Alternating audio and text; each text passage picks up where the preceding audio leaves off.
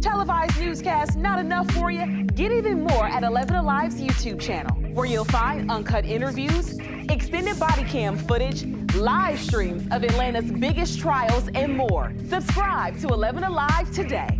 I haven't seen you in a while. Where you been? It looks like fun. They are fun. And they're convenient. But they're being dumped everywhere. 5,000 scooters at one time active throughout the city. I enjoy them myself. They're fun. There's got to be some regulations. I just feel like we have to evolve with the times, though. They're not going anywhere. They shouldn't go anywhere. It's a new way of transporting. We have to evolve. I'm going to be looking for you next time, so use the hashtag and let us know you're hanging out with us. Morning Rush, weekdays, 5 to 7 a.m. You see them all day, every day. Headlines, stats, and numbers, but without context, they're just clickbait. So let's add some perspective. The 3 most interesting numbers of the day, what they mean, and why they're important. News and numbers on Up Late.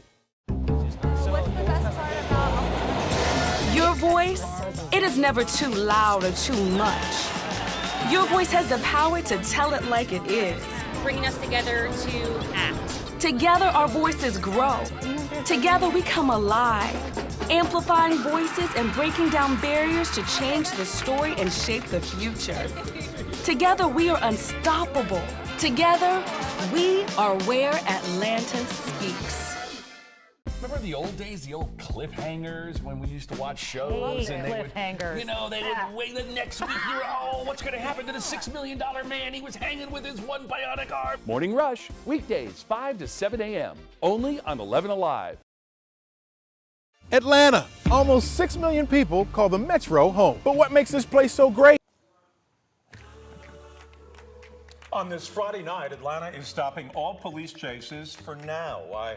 The police chief says this has been weighing on her for a very long time. And when should a teen be considered an adult? The push to change the law when thousands of 17-year-olds are locked up inside Georgia state prisons. 11Alive News Primetime on the ATL starts now. First tonight in Primetime, effective immediately, the Atlanta police chief is telling her officers to no longer chase suspects. It is an issue the department has been wrestling with for some time. Our Elwin Lopez has been looking into that and other pursuit policies all across Metro Atlanta. Yeah, Jennifer and Jeff, Chief Shields' decision comes just a month after 2 innocent people were killed when Atlanta police were chasing 2 suspected car thieves. It all happened at a busy interstate in Atlanta. If any of you have ever seen a car fly by you know, at 90 miles an hour, you don't stand a prayer if you're in a crosswalk, if you're on a sidewalk, even if you're driving through an intersection. I mean, it's a missile. A missile that has led to the death of hundreds across the nation. According to the U.S. Department of Justice, in 2012, state and local agencies conducted about 68,000 vehicle pursuits across the country.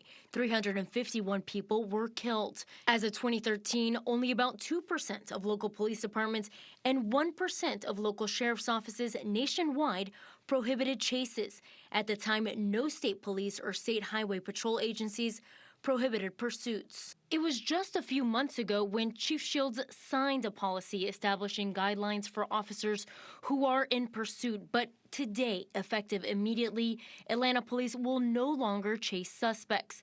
But the department could reissue a new policy in the future. We have leaned heavily on Georgia State Patrol. They're so proficient in this area. So we have leaned on them in the past, and that is who I will be reaching out to as we move this along. Georgia State Patrol's pursuit policy says each member should use good judgment, saying he or she must exercise great care to ensure that his or her actions are objectively reasonable. We also asked other Metro Atlanta departments for their chase policies. As for Cherokee County, it states sheriff deputies will chase only if they believe the suspect committed a forcible felony or if there are other exigent circumstances. Gwinnett police officers can chase suspects only if they've committed a murder, armed robbery, rape, kidnapping, aggravated assault, or battery, or if their actions are of immediate or substantial threat to someone else. As for DeKalb, their policy says officers should not put themselves or the public in danger as a result of their driving. And last February, State Senator Gail Davenport out of Jonesboro introduced a Senate bill which would make it illegal for police to chase someone unless they believe the suspect had committed certain crimes. We don't know whether it will come up for a vote during the General Assembly on January 13th. Jennifer? All right, Elwyn, thank you so much. We do have Chief Shields' full 8-minute press conference available on the 11Alive YouTube channel. You can subscribe and watch it there. Well, moisture still extends well back into the Gulf of Mexico. So we're going to see off and on rain tonight and into the first part of tomorrow. Plenty of fog, plenty of drizzle out there. And then we'll see those temperatures start to drop. So we'll probably have our peak temperature, our maximum high temperature early tomorrow morning, and then throughout the day, this cold air is going to be advancing in along with some very gusty winds. So we still have the threat, especially here on the south side where you see this green underneath the radar. That is a chance for isolated severe storms that was given to us by the Storm Prediction Center and their convective outlook. So I've got the radar on future radar on top of that outlook where we could see some severe storms. We've seen some this evening, especially on the eastern side here, just south of Augusta. So we'll have to watch that as we get into the overnight. Even into the early morning hours, we could have some thunderstorms here that could produce some gusty, damaging winds and some very heavy downpours. And we know we've already seen our share of flooding so far. So that moisture moving through overnight into the first part of tomorrow, and then the cold air moves in, and that's when we could see a wintry mix. In fact, from tomorrow night through Sunday morning, a ½ inch of snow above 2,000 feet, and all of these counties you see here in white. So that would be Floyd, Barrow, Cherokee, Forsyth, Hall, and Banks northward, and that could leave them with a dusting of white by the time we get to Sunday morning. So coming up, we'll talk about the timing of the rain tonight and just how cold it's going to get here as well. Here we go. Winter has arrived along with 2020. Don't forget to download the 11Alive app. You can track the very latest forecast where you live, and you can get weather alerts. Topping our speed feed tonight, we now know the name of the men involved in a deadly shooting near the 5 Points MARTA station downtown. Ezekiel McNair died after being shot in the face in a shopping center yesterday afternoon. The alleged shooter, Samuel Arnold, was arrested. Police say he shot McNair after an argument. Arnold was denied bond and faces a charge of murder. A 6-year-old child safe now in DeKalb County after his mother allegedly assaulted and kidnapped him. He was at the center of a Levi's call that went out overnight. Many of you may have received that on your cell phone. Rochelle Riley is now behind bars. DeKalb County police say she also sent the father text messages threatening to kill the boy. Fortunately, he was found safe. Atlanta police needing your help tonight finding these 3 cars. Police believe the drivers may have seen what happened before 2 men were shot to death near I-85. The bodies of Kyle Booth and Byron Edwards were found in a parked SUV on Cheshire Bridge Road. They were both 28 years old and from California. If you know anything that can help, you're asked to please contact police. New tonight, new airstrikes near Baghdad. The very latest took 2 cars carrying Iran-backed militia. The Pentagon has not said if the U.S. military was behind these strikes. Well, as they were behind the airstrike that killed an important Iranian general. In reaction, though, the United States has announced it is sending 3,000 additional troops to the Middle East. Now, pictures show fires burning outside the Baghdad airport after the strikes, which killed General Qasem Soleimani and an Iraqi militia commander. The United States says it killed Soleimani because he was planning to attack American diplomats and service members. The drone strike caused anti-American protests in Iran and promises of revenge from the Iranian government in Tehran. This all occurred after Iranian protesters stormed the U.S. Embassy in Baghdad earlier this week. Soleimani made the death of innocent people his sick passion, contributing to terrorist plots as far away as New Delhi and London. Today we remember and honor the victims of Soleimani's many atrocities, and we take comfort in knowing that his reign of terror is over. Oh, many Republican lawmakers say Soleimani's death was necessary, while Democrats in Congress say they should have been consulted. For too long, this evil man operated without constraint, and countless innocents have suffered for it.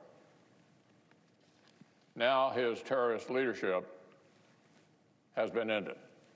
This action may well have brought our nation closer to another endless war. exactly the kind of endless war the president promised he would not drag us into. Reaction to the strike has been split, as you probably can imagine, down party lines. Several U.S. congressmen from our state commented in the hours after the strike. Senator David Perdue tweeted, "For decades, General Soleimani has ruthlessly orchestrated the deaths of countless Americans. Now justice has been served." While the Democratic Congressman Hank Johnson called the president trigger-happy and said he has recklessly brought our country closer to war. Thousands of Iranians who live in Georgia are frightened for their families back home tonight. Even people who have been here for decades tell our Caitlin Ross that they worry about what's going to happen next. It's not just one country against another one country. It's going to be everybody involved. And when that things happen, it's going to be chaos. George Cohenpour has been in the United States since 1971, but still has a lot of family in Iran. They're still there. They like the regime. They like the government. They work. They go to the praise. They have a life and family. Cohenpour says it's already difficult for people who live there, but worries the drone strike overnight will make things worse for them. They're already starving. They already have poor people. With a country such as rich as Iran, people shouldn't be like that. Cohenpour came to the United States to go to college and got a degree in mechanical engineering. After he graduated, his parents told him it wasn't safe to come back. He joins thousands of Iranians who have relocated to Georgia. According to information from the 2000 U.S. Census, there are about 4,000 Iranians living in 9 metro counties. Fulton and Cobb County account for 76% of Iranians living in the Atlanta area and 57% of Iranians living in Georgia. Cohenpour has thrived in the U.S. and stays connected to his family still in Iran. Despite conditions in the Middle East, Cohenpour says he supports the president's decision. I think President of America, Donald Trump, is doing what he's supposed to do. He worries now, though, about what comes next, and with such a huge reaction, how the area will recover. We just have to work it out somehow without any fighting, and that's the best solution. I think that is good for everybody. It's good for everybody. We have a full list of reaction from prominent Georgia figures on the 11alive.com page, and you can also download the 11Alive app for breaking news updates on the situation with Iran. 1 minute he was delivering Christmas presents, the next he's a victim of a hit and run. Coming up, one man's fight to recover as the police search for the person responsible continues. And the flu is spreading. We have updated numbers that show it's not going away anytime soon. And don't forget, we are streaming right now on our 11Alive YouTube channel. You can subscribe and join the conversation in the community section. More 11Alive news in primetime after the break.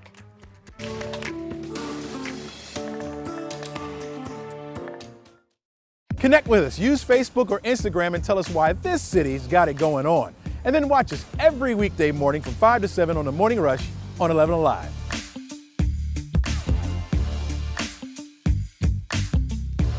Televised newscast not enough for you? Get even more at 11Alive's YouTube channel, where you'll find uncut interviews, extended body cam footage, live streams of Atlanta's biggest trials, and more. Subscribe to 11Alive today. Babe, where are my keys? Mom, where's my lunch? Where's my phone? Hey, where's my blue shirt?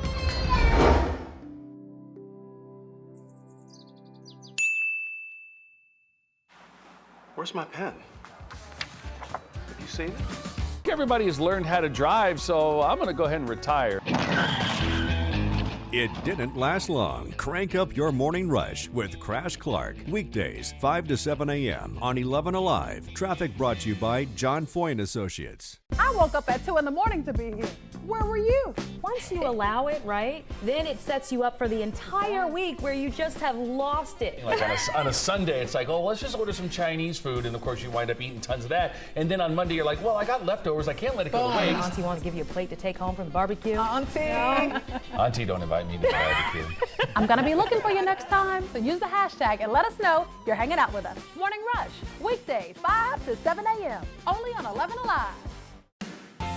The 11Alive app is your go-to source for all things Atlanta. You hear what happened today? I'll tell you all about it. Breaking news the moment it happens. The boil water advisory. Hyper-local, accurate weather alert. You may want to grab that sweater, maybe even a coat.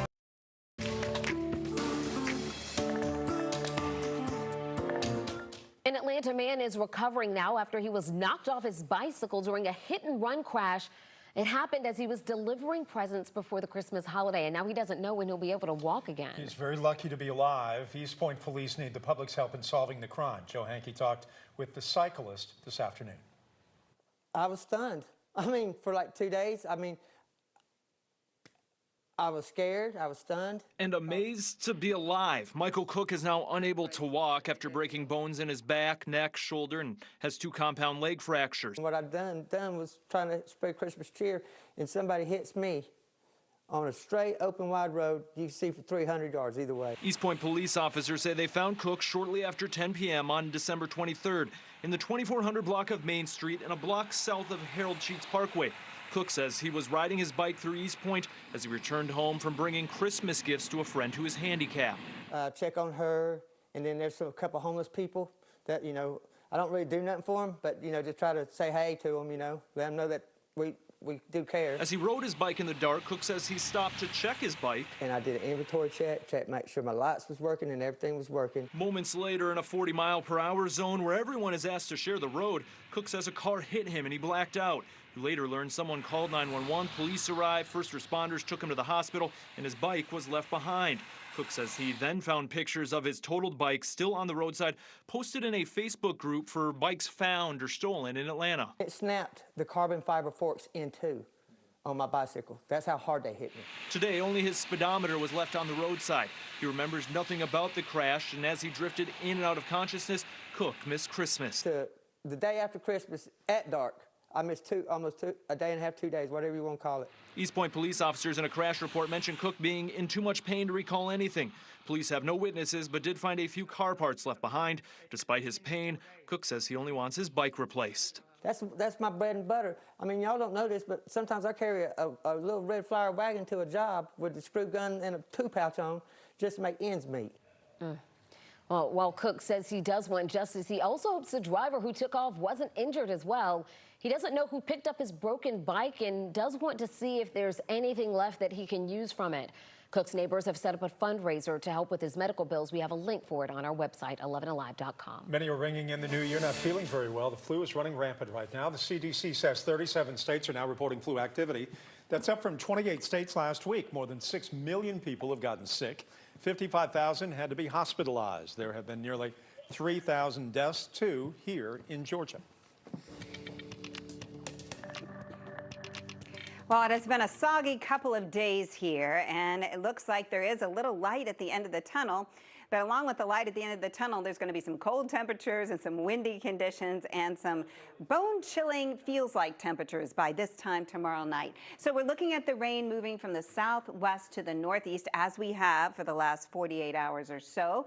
And you can see that most of the heaviest activity is to our south and our east. We have a tornado warning, not in our viewing area, but to the east of Rochelle, north of Jacksonville, Georgia, northeast of Tifton, southeast of Eastman, and Tolliver County, and this is until 9 p.m. These things have been moving. These cells have really been moving quickly. It's moving to the northeast at 40 miles per hour. So we're going to have to continue to watch the southern end of the line for possible development, and we're going to have to keep our eyes peeled for flooding. We are still seeing some rain here in North Fulton and southern Forsyth, where they have a flood warning for Big Creek in place, and I was looking into that. Appears that they'll have the walking trails and the biking trails closed for tomorrow, most likely because of floodwaters, and the floodwaters should subside overnight, Saturday night into Sunday morning. So we'll continue to watch for that possibility of severe weather here. The tornado environment is fairly low down in South Georgia, much lower here in Metro Atlanta, but still they're managing to see some rotation on some of these thunderstorms. So we still have that threat as we head into the overnight, better threat down by the Georgia-Florida line, but we're still going to have to monitor it as we head into the overnight hours. A couple of fronts heading our way, double barrel fronts, and that's really going to bring in some very cold, windy conditions for our Saturday. Looking out over Rome, the streets are still a little bit glossy, but they look to have dried up a bit from where they were earlier. Winter weather is possible in Blue Ridge. Did I say Rome? I think I did. It's Blue Ridge, Georgia. And it's up in Fannin County, and they have a chance to see a ½ inch of snow above 2,000 feet. Floyd County, where Rome is, also has a chance, all the way from Floyd over to Banks County northward. At above 2,000 feet, we could see a ½ inch accumulation above 2,000 feet. So we'll certainly be watching for that. Temperatures today were warm. They were unseasonably warm, up to 63 degrees after a morning low of 50. We should be around 52 and 34 this time of year. And we picked up 9/10 of an inch of rain, so we've made some really good progress with our rainfall now. Temperatures are on the mild side for now, and they will be overnight as well. We'll have the rain off and on throughout the night. Temperatures are probably going to be right around the mid-50s at daybreak, and then temperatures will be on their way down from there. So our daytime high will likely be early in the morning, and then temperatures will drop throughout the day. That's what we're thinking here. So mid-50s, around 8. And then as we head towards lunchtime in the low 50s, by dinner time or late dinner time, if you eat like New Yorkers do, around 9:30 or very late in the evening, we're going to be in the upper 30s, and it's going to be very windy as well. So it's going to make it feel like we're in the upper 20s in Marietta. It's going to make it feel like it's around 29 in Duluth and 27 in Carrollton tomorrow evening at 9 p.m. And we have a chance for that wintry weather across far north Georgia. So it is going to be a cold and blustery weekend after this rain moves out. So we still have a chance for some showers in the morning. It'll still be cloudy and gray. After lunchtime, those winds really kick in. We could have gusts to 30. Very cold air moves in. Cold, breezy on Sunday, but beautiful. We'll have the return of the sunshine on Monday as well. Very nice, and temperatures a little bit closer to where they should be this time of year. Sam, thank you. Well, the Golden Globes are fast approaching. They're happening this weekend, and it'll kick off awards season. But some of the standout performances are actually filmed right here in Georgia, including one that caused some controversy in Atlanta. 2 Georgia productions made the nomination list for the Golden Globes. Joey King is up for Best Television Performance by an Actress in a Limited Series for her role in The Act, which was filmed down in Savannah. And Patricia Arquette is up for Best Supporting Actress for her role in The Act as well. But the production that caused a big stir around the Metro is also up for an award. Kathy Bates scored a Best Supporting Actress nomination for her role in Richard Jewell. That's a Clint Eastwood film that follows the story of a security guard wrongfully accused in the 1996 Olympic bombing in Atlanta. That man, Richard Jewell, was later cleared of any suspicion, but this new movie was accused of painting someone else in a bad light. Former Atlanta Journal-Constitution reporter Kathy Scruggs, played by Olivia Wilde. The film portrays Scruggs as a reporter who traded sex for stories.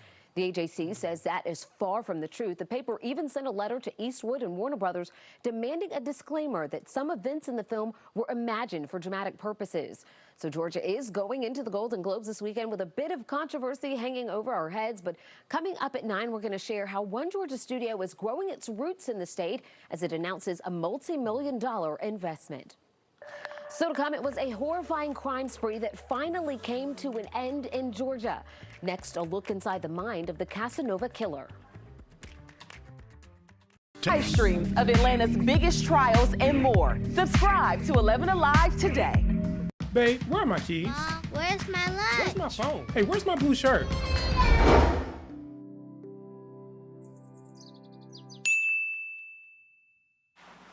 Where's my pen? Have you seen it? Everybody has learned how to drive, so I'm going to go ahead and retire. It didn't last long. Crank up your morning rush with Crash Clark. Weekdays, 5 to 7 a.m. on 11Alive. Traffic brought to you by John Foy & Associates. I woke up at 2 in the morning to be here.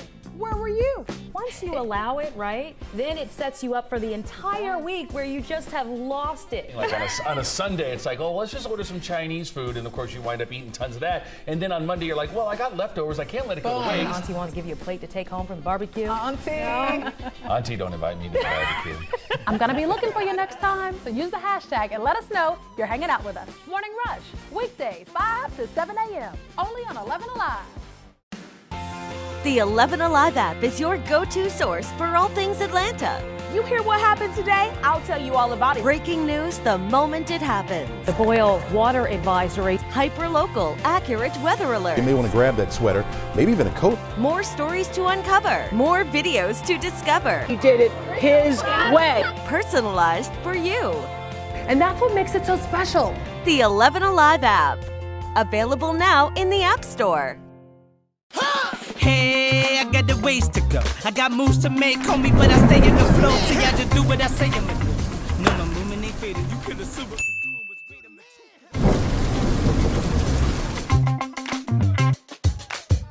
Oh, and so I was saying, there is always something filming here in Atlanta. From movies to TV shows, you name it.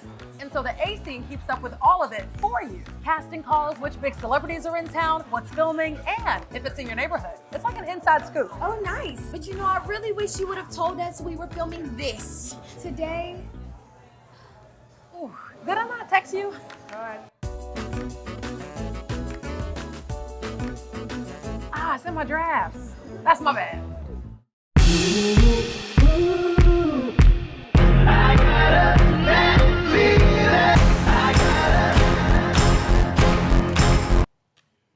Murderer Paul John Knowles spent 1974 on the run, his killing spree spanning the country, claiming at least 18 victims. But one woman got away. And now, 45 years later, Barbara Maybe Abel is finally spilling the secrets of how she escaped this diabolical serial killer in an 11Alive documentary, The Casanova Killer.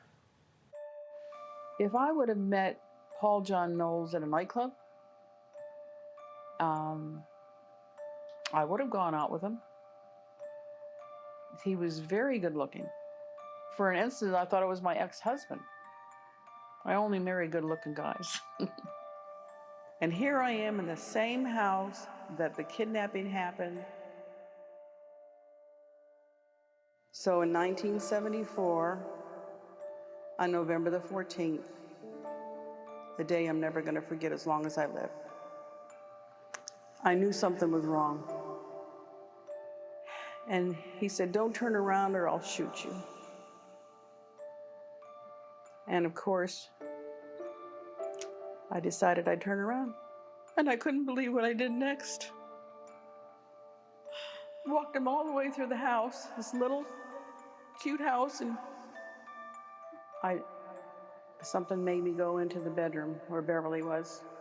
She was tied up and with a sheet, and she had a gag over her face, and blood was coming out of the gag. I'm sorry. This maniac's in the bedroom with me. He just finished tying up my son in the other bedroom, and I said, "Get the gag from out of her mouth. My God, she's got cerebral palsy. She's handicapped. What did you do to my sister?" I said, "Did you rape her?" And he says, "I didn't do anything. I didn't hurt her." And I said, "If you raped her," I said, "I'm going to kill you." I said, "That's my sister." We went from West Palm Beach all the way up to Fort Pierce, which is at least 60, 70 miles up north. He gets to the hotel room and we go and he said, "Just pretend like we're married." And it didn't even cross my mind that I would be raped. He had raped me repeatedly over and over, but it wasn't rape in my mind because the man wasn't normal. He was not normal that way, sexually. It wasn't like a real man. I fell in love with him for maybe an instant.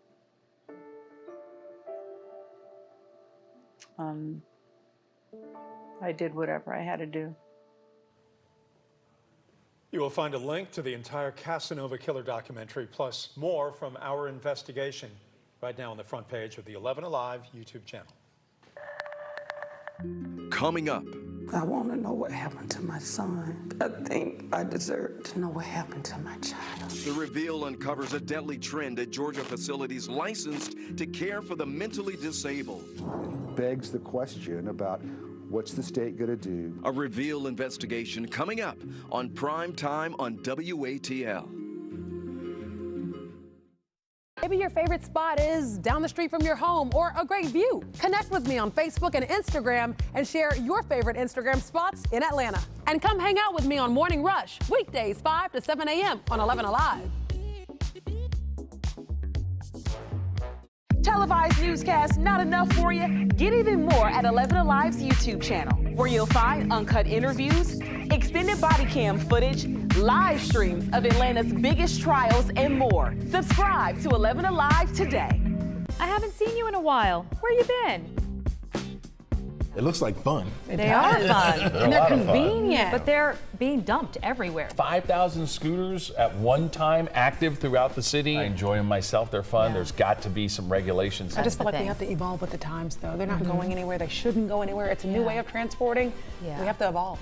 I'm going to be looking for you next time, so use the hashtag and let us know you're hanging out with us. Morning Rush, weekdays, 5 to 7 a.m.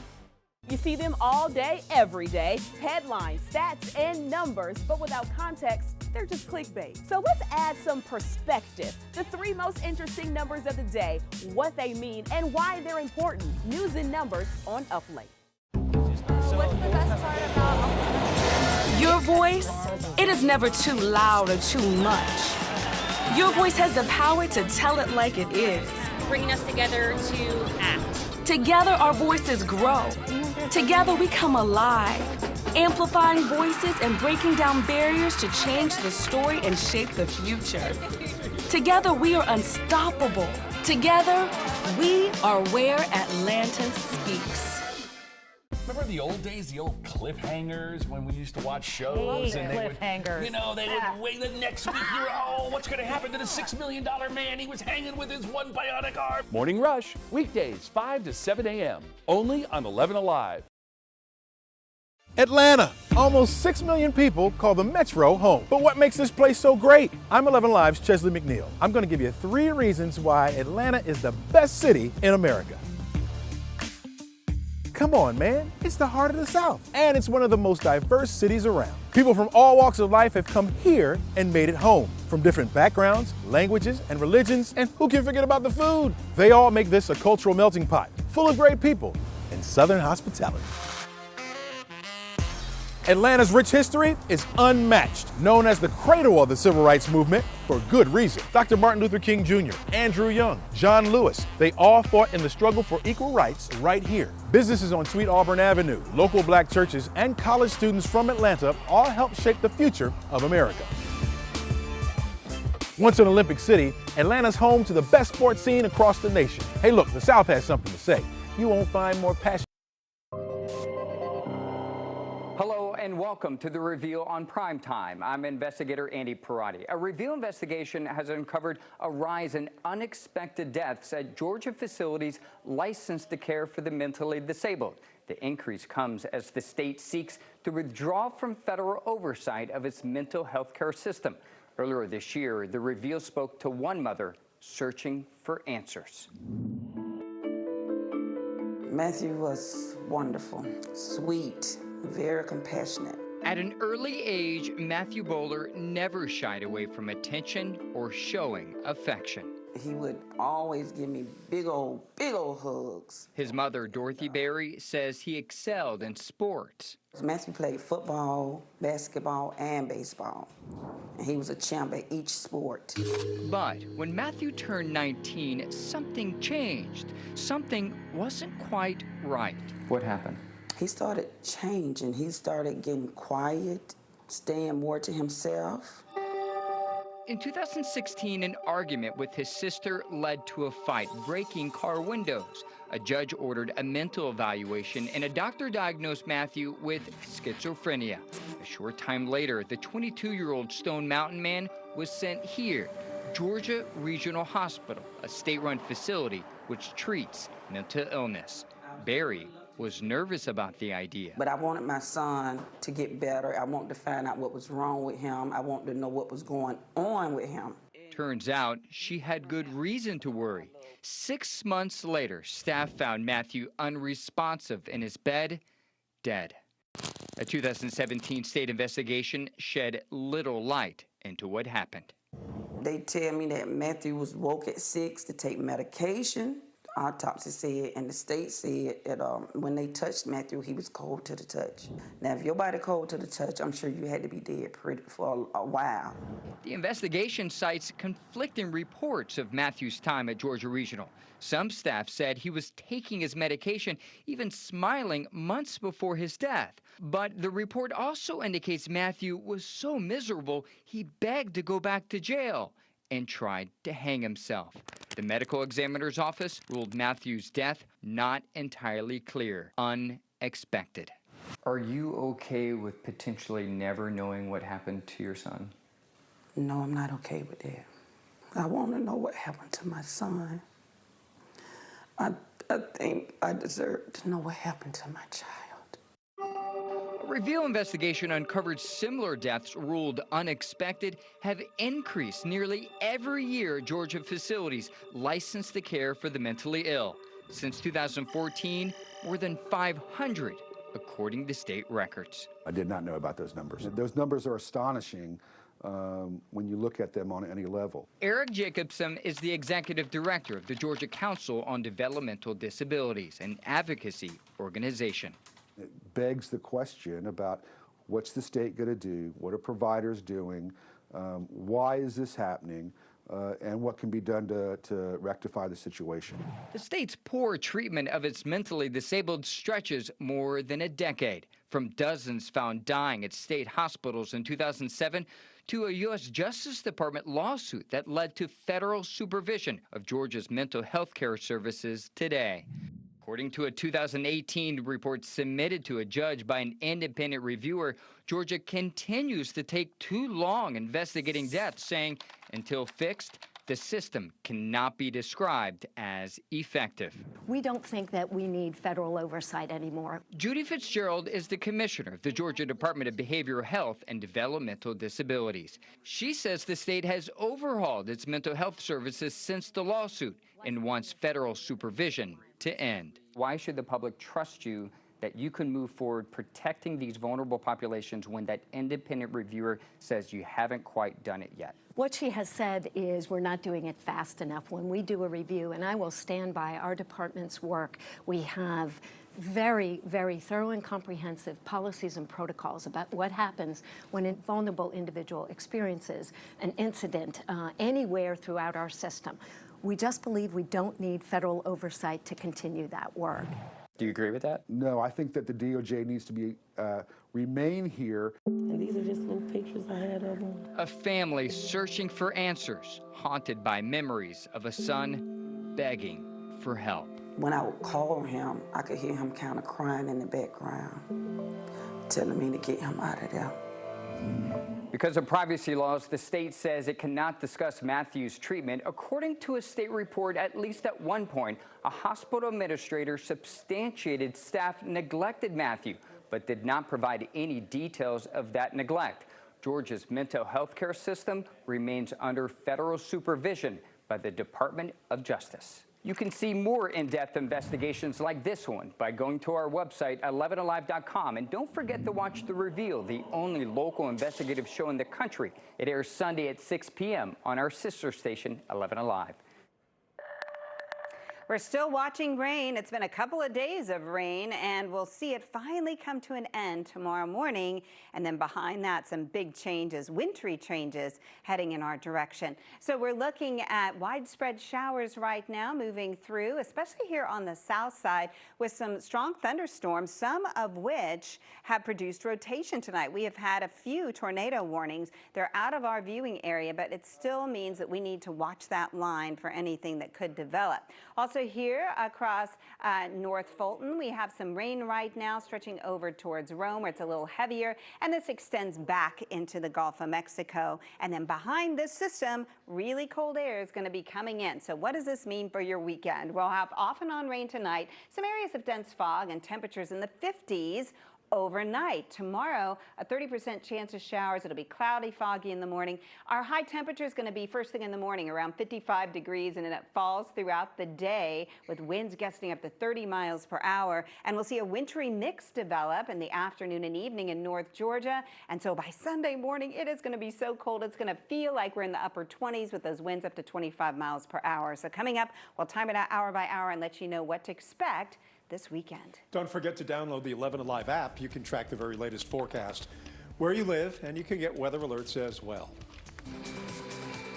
Topping our speed feed tonight, a Georgia man connected to a murder in Florida is behind bars for allegedly shooting a police officer in Louisiana. Michael Dwayne Lucas of Forsyth was arrested on New Year's Day. He's accused of shooting police officer Kiera Harris during a traffic stop. He was arrested after crashing his car into a ditch in the Florida Panhandle. A grocery chain has plans to build a new distribution center in Covington, and it's bringing along new jobs. Little U.S. is investing $100 million into the project. The regional headquarters is going to create 270 new full-time jobs. That location is going up in Newton County near I-20. Popular Roswell indoor karting facility Andretti has officially closed its doors. The company announced it will open a new location in Buford. The facility will be much bigger, and management hopes it can house more guests. The projected grand opening is set for early 2021.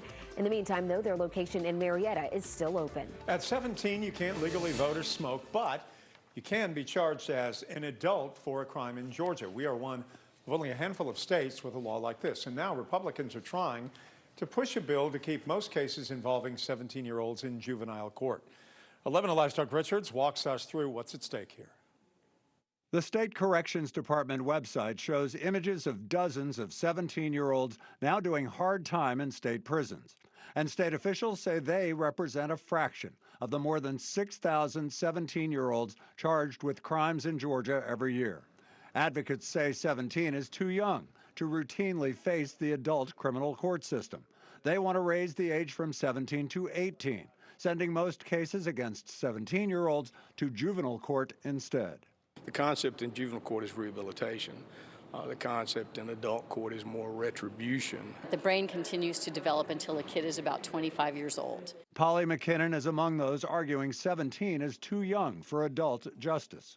And why historically people make jokes about teenage behavior and kids are a little bit unpredictable. That's because their brains are developing. The bill would give prosecutors leeway to try 17-year-olds and even younger for a list of serious crimes in adult court. In a state that has long embraced toughness against criminals, the bill's sponsor says sending thousands of now adult cases to juvenile court can be a tough sell. Well, there's just a lot of inertia in government. This is a significant change in our policy. But Republican Mandy Ballinger thinks it would advance the cause of guiding 17-year-olds away from criminal tendencies. Recidivism actually decreases significantly over time if they're adjudicated in juvenile court. State Representative Mandy Ballinger, the bill's sponsor, says Georgia is one of only 3 states that still routinely send 17-year-olds into the adult court system. The other 47 states have laws on the books to do it at 18. Still ahead, a major twist in a murder case that now has an Atlanta connection. A wanted criminal hid from police while an innocent man sat behind bars in his place.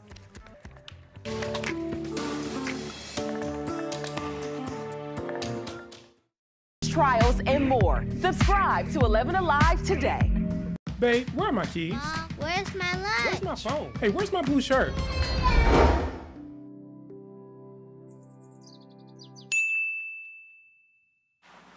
Where's my pen? Have you seen it? Everybody has learned how to drive, so I'm going to go ahead and retire. It didn't last long. Crank up your morning rush with Crash Clark. Weekdays, 5 to 7 a.m. on 11Alive. Traffic brought to you by John Foy & Associates. I woke up at 2 in the morning to be here. Where were you? Once you allow it, right, then it sets you up for the entire week where you just have lost it. Like on a Sunday, it's like, oh, let's just order some Chinese food, and of course you wind up eating tons of that. And then on Monday, you're like, well, I got leftovers, I can't let it go to waste. Auntie wants to give you a plate to take home from the barbecue. Auntie! No. Auntie, don't invite me to the barbecue. I'm gonna be looking for you next time, so use the hashtag and let us know you're hanging out with us. Morning Rush, weekdays, 5 to 7 a.m., only on 11Alive. The 11Alive app is your go-to source for all things Atlanta. You hear what happened today? I'll tell you all about it. Breaking news the moment it happens. The boil water advisory. Hyper-local, accurate weather alert. You may want to grab that sweater, maybe even a coat. More stories to uncover. More videos to discover. He did it his way. Personalized for you. And that's what makes it so special. The 11Alive app.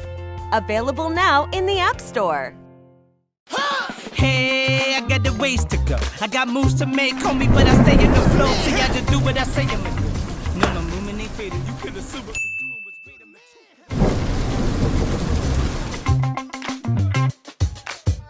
Oh, and so I was saying, there is always something filming here in Atlanta. From movies to TV shows, you name it. And so the A scene keeps up with all of it for you. Casting calls, which big celebrities are in town, what's filming, and if it's in your neighborhood. It's like an inside scoop. Oh, nice. But you know, I really wish you would have told us we were filming this today. Ooh, did I not text you? All right. Ah, it's in my drafts. That's my bad.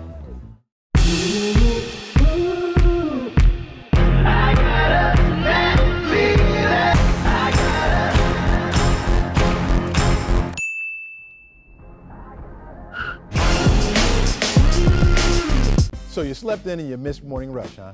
Well, here's what you missed. In my experience, good guys do finish last. I consider myself a nice guy. I've got the most beautiful woman in the world in my eyes. You're a nice guy too, Yeah. I'm saying in my experience, when growing up, good guys didn't finish last. Somebody broke his heart somewhere along the line. We're here every weekday morning, so come on, hang out with us. Morning Rush.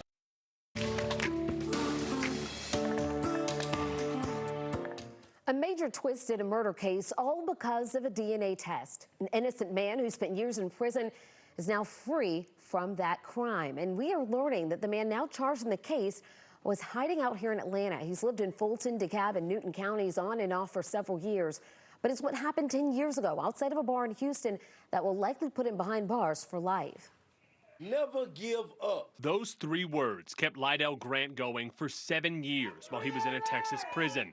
He spent hours in the prison library filing appeals, knowing one day he'd be able to walk out a free man. When they said, we sentenced you to life in prison, you know what I did? I smiled, and I turned around to my mother, and Mama, would you tell the people what I told you? He said, Mama, don't worry, I'll be back. Recent DNA testing shows Grant could never have been the killer.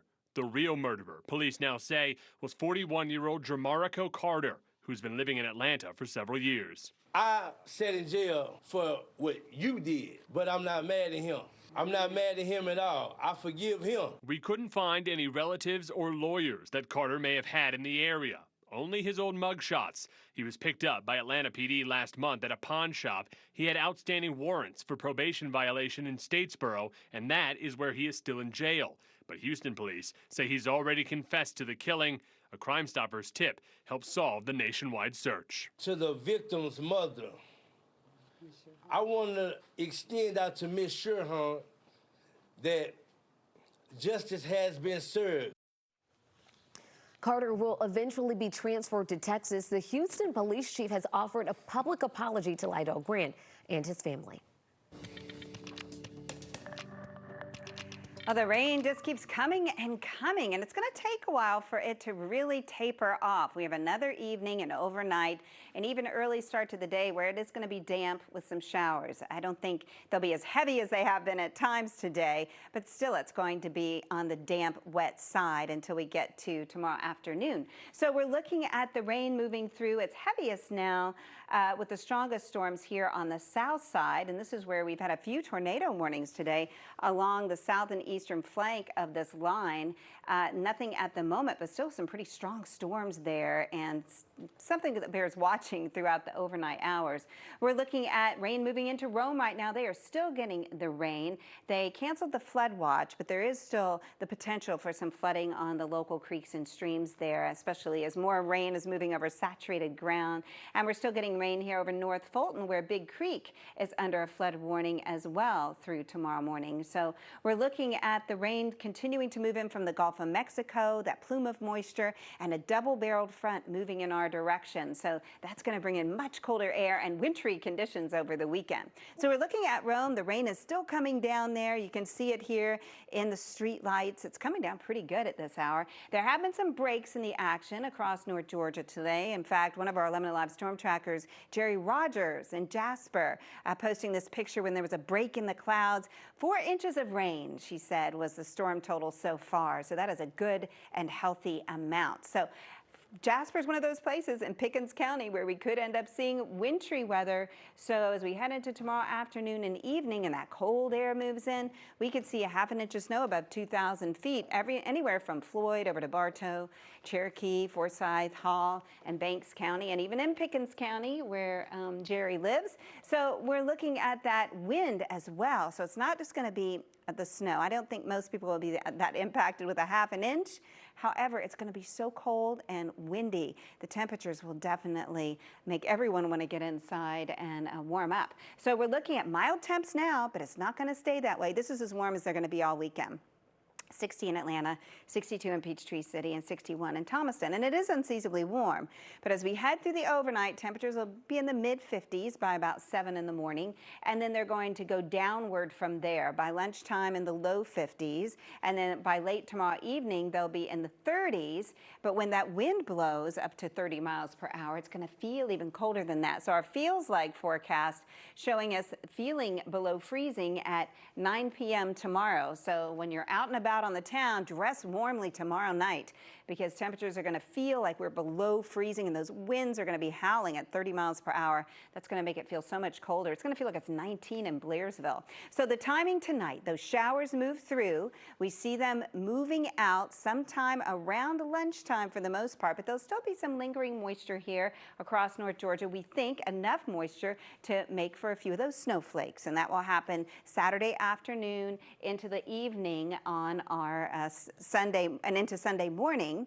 And this is what we're looking at in terms of the timing for that, coming in around 4 o'clock and then extending down towards Cherokee County later on in the evening, just a smattering of flurries around, and then ending most likely by midnight on Saturday night. And then that cold air funnels in overnight and it dries out. So we'll be breezy on our Saturday, quite cool because even though I have a high of 55 degrees here, temperatures will be dropping once we hit 55 degrees and we'll be down in the mid-40s by dinner time. Breezy and cold on our Sunday, temperatures ranging from freezing to 53 degrees. Nice and beautiful on Monday as everybody heads back to school. Rain returns on Tuesday, and then we have a couple pretty nice days midweek. We've got some breaking news out of Athens. Not really a surprise. UGA running back DeAndre Swift is leaving school to enter the NFL draft. He rushed for more than 1,000 yards his junior season. Even though he fought through a shoulder injury, he's still listed on most draft boards as a late first-round or early second-round pick. Swift joins fellow juniors Andrew Thomas and Isaiah Wilson, who have declared for the draft. We'll see about Jake Fromm. Which direction is that going? The Hawks looking to get better. Man, they need to do something, right? Soon they'll be adding a big man soon. Just do something, anything. ESPN reports the Hawks are in trade talks with Detroit about Andre Drummond. Drummond leading the league in rebounds. He's only 26, a good acquisition. Do something, Hawks, do something. One of the top players at the tight end position committed to UGA on national television, Darnell Washington, a 17-year-old with an assist from his 8-month-old daughter when he made the announcement. She was decked out in UGA colors. She's a cute little girl. Darnell Washington is 6 feet 8 inches tall, 250 pounds, from Las Vegas, another 5-star coming to Athens.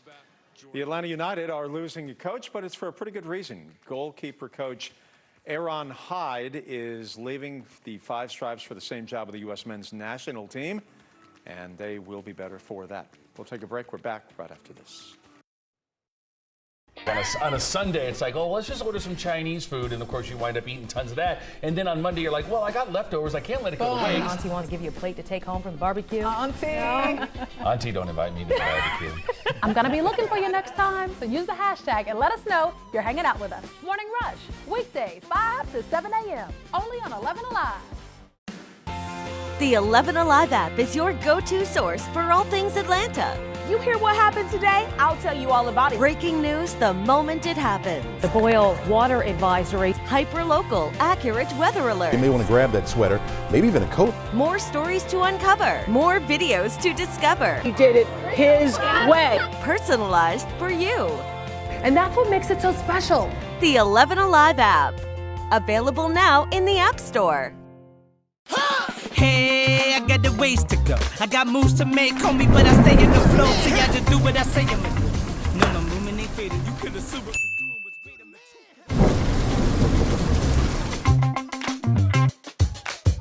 Oh, and so I was saying, there is always something filming here in Atlanta. From movies to TV shows, you name it. And so the A scene keeps up with all of it for you. Casting calls, which big celebrities are in town, what's filming, and if it's in your neighborhood. It's like an inside scoop. Oh, nice. But you know, I really wish you would have told us we were filming this today. Ooh, did I not text you? All right. Ah, it's in my drafts. That's my bad.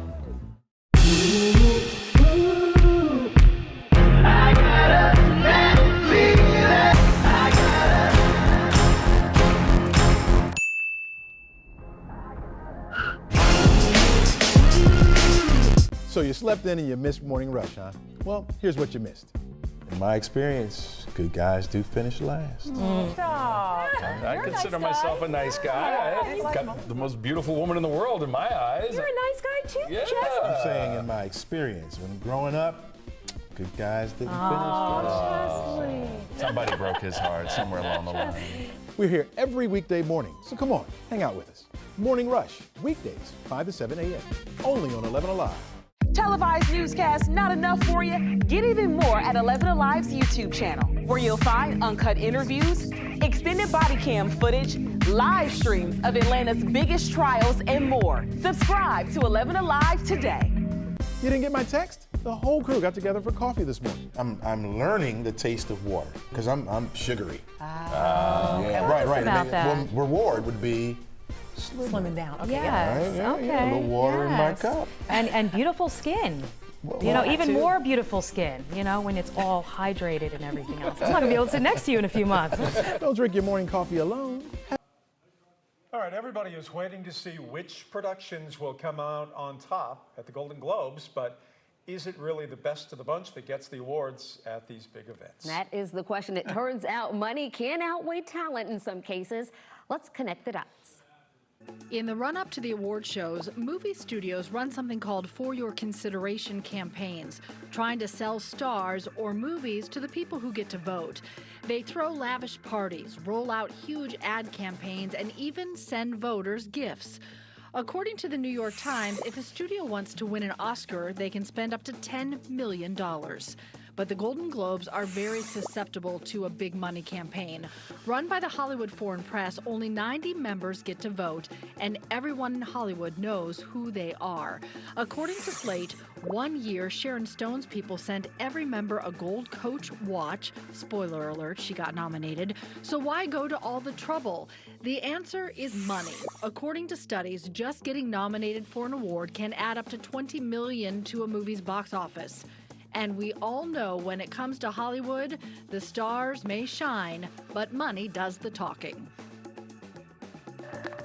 I'm Blaine Alexander in Decatur, and there is something very special happening at the city's fire department, and it has a lot to do with who's in charge. They're breaking barriers, and the entire country is taking notice. So we've got much more of their story coming up tonight.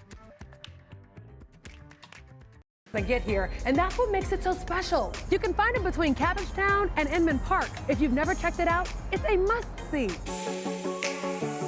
There are hundreds of works of art along the Beltline. I'm talking murals, sculptures, photography. This beautiful mural was created by the artist Hence. It's 100 feet long, and even though it was created in 2014, it still remains very popular to musicians and photographers alike.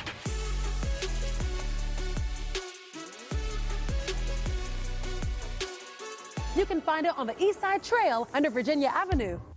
So let me know what you think. It doesn't have to be street art. Maybe your favorite spot is down the street from your home or a great view. Connect with me on Facebook and Instagram and share your favorite Instagram spots in Atlanta. And come hang out with me on Morning Rush, weekdays 5 to 7 a.m. on 11Alive. televised newscast not enough for you? Get even more at 11Alive's YouTube channel, where you'll find uncut interviews, extended body cam footage, live streams of Atlanta's biggest trials, and more. Subscribe to 11Alive today. I haven't seen you in a while. Where you been? It looks like fun. They are fun. And they're convenient. But they're being dumped everywhere. 5,000 scooters at one time active throughout the city. I enjoy them myself. They're fun. There's got to be some regulations. I just feel like we have to evolve with the times, though. They're not going anywhere. They shouldn't go anywhere. It's a new way of transporting. We have to evolve. I'm going to be looking for you next time, so use the hashtag and let us know you're hanging out with us. Morning Rush, weekdays, 5 to 7 a.m. You see them all day, every day. Headlines, stats, and numbers, but without context, they're just clickbait. So let's add some perspective. The 3 most interesting numbers of the day, what they mean, and why they're important. News and numbers on Up Late. What's the best part about your voice? It is never too loud or too much. Your voice has the power to tell it like it is. bringing us together to act? Together, our voices grow. Together, we come alive, amplifying voices and breaking down barriers to change the story and shape the future. Together, we are unstoppable. Together, we are where Atlanta speaks. Remember the old days, the old cliffhangers when we used to watch shows? And cliffhangers. They would wait the next week. You're, what's going to happen to the $6 million man? He was hanging with his one bionic arm. Morning Rush, weekdays 5 to 7 a.m. Only on 11Alive. Atlanta. Almost 6 million people call the Metro home. But what makes 3 women breaking barriers in Decatur. The top 3 positions in the fire department are all held by women. NBC's Blaine Alexander paid a visit to the firehouse. At Firehouse 1 in Decatur, Georgia, you may notice something different. The fire alarm room and In a field dominated by men, Tony Washington, Vera Morrison, and Ninetta Violante lead the only fire department in the country where the top 3 positions are held by women. I often get questions about, 3 women working together. Woo! For years, they worked separately, each the only woman in their respective firehouse, on the line night after night, a tall order when even your clothes are working against you. I was often in hand-me-down clothes or hand-me-down gear that was like for a 5'10" male. Right. So you were doing all this in gear that was made for men. Yes, that gear adds about 45 to 55 pounds to your body weight. Even heavier, the weight of being first. We represent every female firefighter that's out there. And theirs is not your typical fire station. Fully equipped with a relaxation pod, yoga classes, and a sense of camaraderie, they say, sets it apart. And the community is taking notice. Just take a recent career day visit. Chief Morrison said, "Can females be firefighters?" And the one little girl raised her hand and she said, "No, but they can be chiefs." I think more important is for them to just see that anything is possible. And as long as I'm here, we will continue to shatter the glass ceiling. Paving the way for generations to come. Certainly a lot of boss women here in the Atlanta area and setting a good example as well. Exactly. It's so good to see women fill the roles of roles that are traditionally male dominated. You did this story earlier, didn't you? It wasn't me. It was another reporter here at 11Alive. We've been on the story for quite a while now. So we have. Glad to see it get a national audience. Exactly. It's a good story. It's a cool story. All right, it's almost 9 o'clock now, and we have a lot coming up next on 11Alive News in Primetime. And we start with a deadly shooting in a Texas church. The steps one Metro Atlanta County is now taking to keep the churchgoers there safe. And Atlanta Mayor Keisha Lance Bottoms announces, she wants to run for another term. She will do so. That is the expectation. 11Alive News Primetime on the ATL starts now. Tonight at 9 o'clock, first tonight in prime time, effective immediately, the Atlanta police chief is telling her officers to no longer chase suspects. Yeah, it's an issue the department has been dealing with for quite some time now. And finally, the news coming this afternoon, Elwin Lopez has been looking into that and other pursuit policies across Metro Atlanta. Yeah, Jeff and Faith, the chief's announcement today just comes a month after 2 innocent people were killed when Atlanta police were chasing 2 suspected car thieves. It happened at a busy intersection here in Atlanta. If any of you have ever seen a car fly by you know, at 90 miles an hour, you don't stand a prayer if you're in a crosswalk, if you're on a sidewalk, even if you're driving through an intersection. I mean, it's a missile. A missile that has led to the death of hundreds across the nation. According to the U.S. Department of Justice, in 2012, state and local agencies conducted about 68,000 vehicle pursuits across the country. 351 people were killed. As of 2013, only about 2% of local police departments and 1% of local sheriff's offices nationwide prohibited chases. At the time, no state police or state highway patrol agencies prohibited pursuits. It was just a few months ago when Chief Shields signed a policy establishing guidelines for officers who are in pursuit, but today, effective immediately, Atlanta police will no longer chase suspects, but the department could reissue a new policy in the future. We have leaned heavily on Georgia State Patrol. They're so proficient in this area, so we have leaned on them in the past, and that is who I will be reaching out to as we move this along. Georgia State Patrol's pursuit policy says each member should use good judgment, saying he or she must exercise great care to ensure that his or her actions are objectively reasonable. We also asked other Metro Atlanta departments for their chase policies. As for Cherokee County, it states sheriff deputies will chase only if they believe the suspect committed a forcible felony or if there are other exigent circumstances. Gwinnett police officers can chase suspects only if they've committed a murder, armed robbery, rape, kidnapping, aggravated assault, or battery, or if their actions are of immediate or substantial threat to someone else. As for DeKalb, their policy says officers should not put themselves or the public in danger as a result of their driving.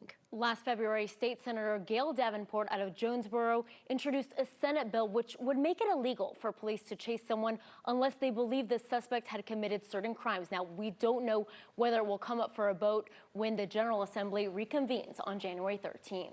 And remember, we have Chief Shields' full 8-minute news conference on 11Alive, the YouTube channel. Make sure you subscribe and you can watch the whole thing. We're following some breaking news now in Loganville where a pedestrian was struck and killed. It happened on Highway 78 about 6:30 tonight. Police say the victim, 37-year-old Delta Dawn Wilbanks of Loganville, was not in the crosswalk when she was struck. No charges are to be filed against the driver.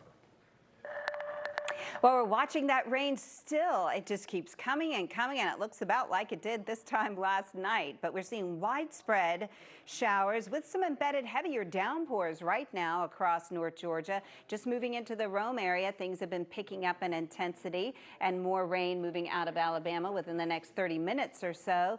Most of the heaviest rain has been here on the south side along the southern edge of this line of storms. We've had a few tornado warnings and severe thunderstorm warnings today, so we need to keep watching that overnight. But this rain extends well into the Gulf, and we're going to have 1-2 fronts move through and bring in much colder air as we head into the weekend. So our high temperature tomorrow will come in the morning at 8 a.m. Temperatures will continue to fall, 52 by lunchtime, and then during the evening we're in the upper 30s, and then by Sunday morning down around freezing for a low temperature, and wintry weather possible here in North Georgia and all the counties you see highlighted here. So from Floyd over to Banks County northward, we can see a ½ inch of snow above 2,000 feet. But regardless if you live in these counties or not, we are likely to see some very cold, blustery, wintry conditions, and I'll have more on that coming up. All right, this is also a good time to remind you to download the 11Alive app. You can track the latest forecast where you live and also get weather alerts as we get through this. Authorities in one metro community are taking steps to help protect the faithful at worship, and that begins your speed feed tonight. The recent shooting inside of a Texas church and stabbings during a Hanukkah service in New York have left many shaken, so the Henry County Sheriff's Office is planning to hold special safety training classes for area faith leaders. They hope to hold those sessions in March. Meanwhile, Strategos International is holding a 2-day church safety and intruder awareness training. That's in Spalding County and Griffin over the weekend. The doors may soon be back open at Little 5 Points Star Community Bar. First of all, I've learned that this will be a trio of owners that will take over this bar. There'll be 3 guys that will own it, and the Atlanta Business Chronicle is saying that The property owner is now in active negotiations with a prospective tenant, but they are reporting the owner hopes to retain the name and feel of the previous bar. Star Bar closed on New Year's Eve. It's been in that space under various owners since 1991. A lot of hype on the Facebook page, that's for sure. In a move that will surprise very few, Atlanta Mayor Keisha Lance Bottoms has announced she is planning to run for a second term. Her office confirmed that news today. Mayor Bottoms has devoted much of her first term to addressing the city's transparency problem, as well as issues including affordable housing and the re-examining of the Atlanta child murders. The mayor is the first candidate to announce for the 2021 election. We took action last night to stop a war. We did not take action to start a war. And I am ready and prepared to take whatever action is necessary. President Donald Trump says the U.S. airstrike that killed Iran's top military commander was necessary to prevent an imminent attack on Americans. Meanwhile, protesters filled the streets of Tehran as some 3,500 American soldiers prepared to deploy to the Middle East. Now, how did we get to this point? Well, tensions have been escalating after a rocket strike killed a U.S. contractor and wounded 4 service members. And now the U.S. has responded with airstrikes of its own, leading the militia supporters there to storm the U.S. embassy in Baghdad. And then came the airstrike last night, killing Iran's top general. On Capitol Hill, lawmakers are largely split along partisan lines when it comes to the strike. Now, most Republicans, like Georgia Congressman Doug Collins, are praising the president, saying he saved American lives. But on the other hand, Democrats like Representative Hank Johnson have accused the president of escalating the situation there and acting without congressional approval. Caitlin Ross is taking a closer look at the controversy. U.S. government is justifying last night's airstrike as an act of self-defense, with a senior State Department official telling reporters Soleimani planned to target U.S. diplomats and military personnel in Iraq, Syria, and Lebanon. The president's actions against Iran have come under scrutiny before, with questions about whether they would fall under a law approved after the September 11th attacks.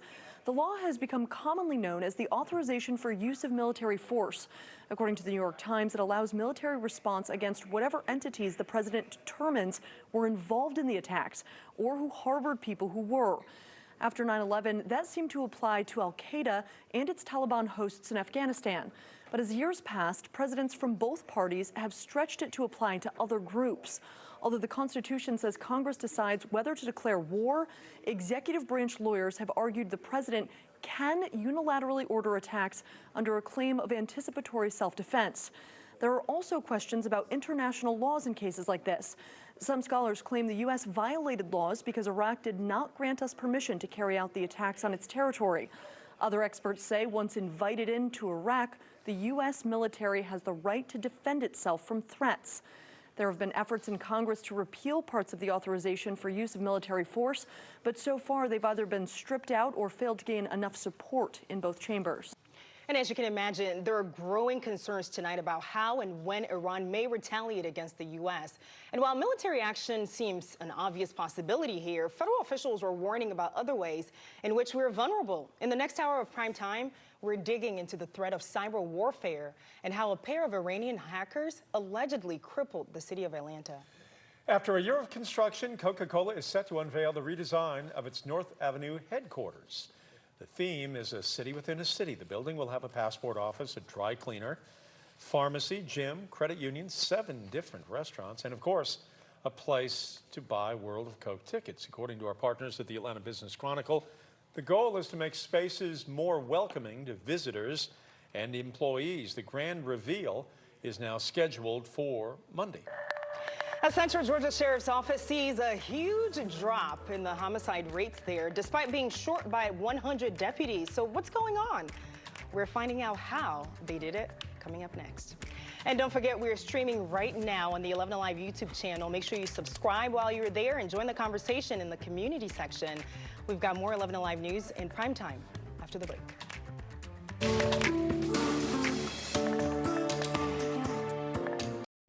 For you. And that's what makes it so special. The 11Alive app. Available now in the App Store. Hey, I got the ways to go. I got moves to make, call me, but I stay in the flow. See, I just do what I say. No, my movement ain't faded. You could assume what the doing was great.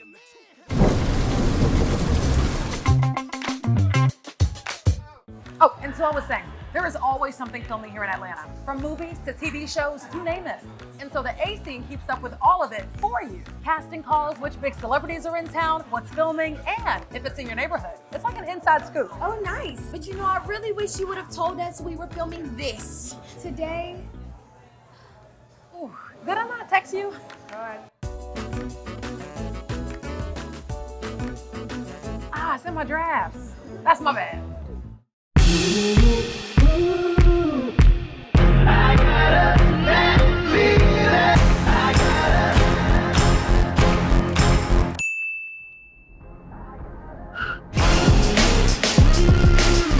So you slept in and you missed Morning Rush, huh? Well, here's what you missed.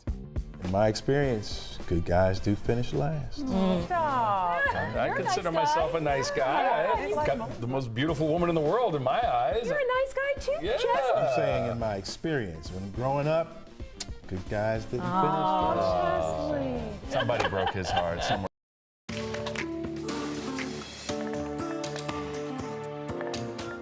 In Middle Georgia, one sheriff's office is seeing a huge decline in homicides. It is happening even though the office is short by 150 deputies. And in 2018, there were a near record-breaking 42 homicides in Bibb County. As you know, that's Macon.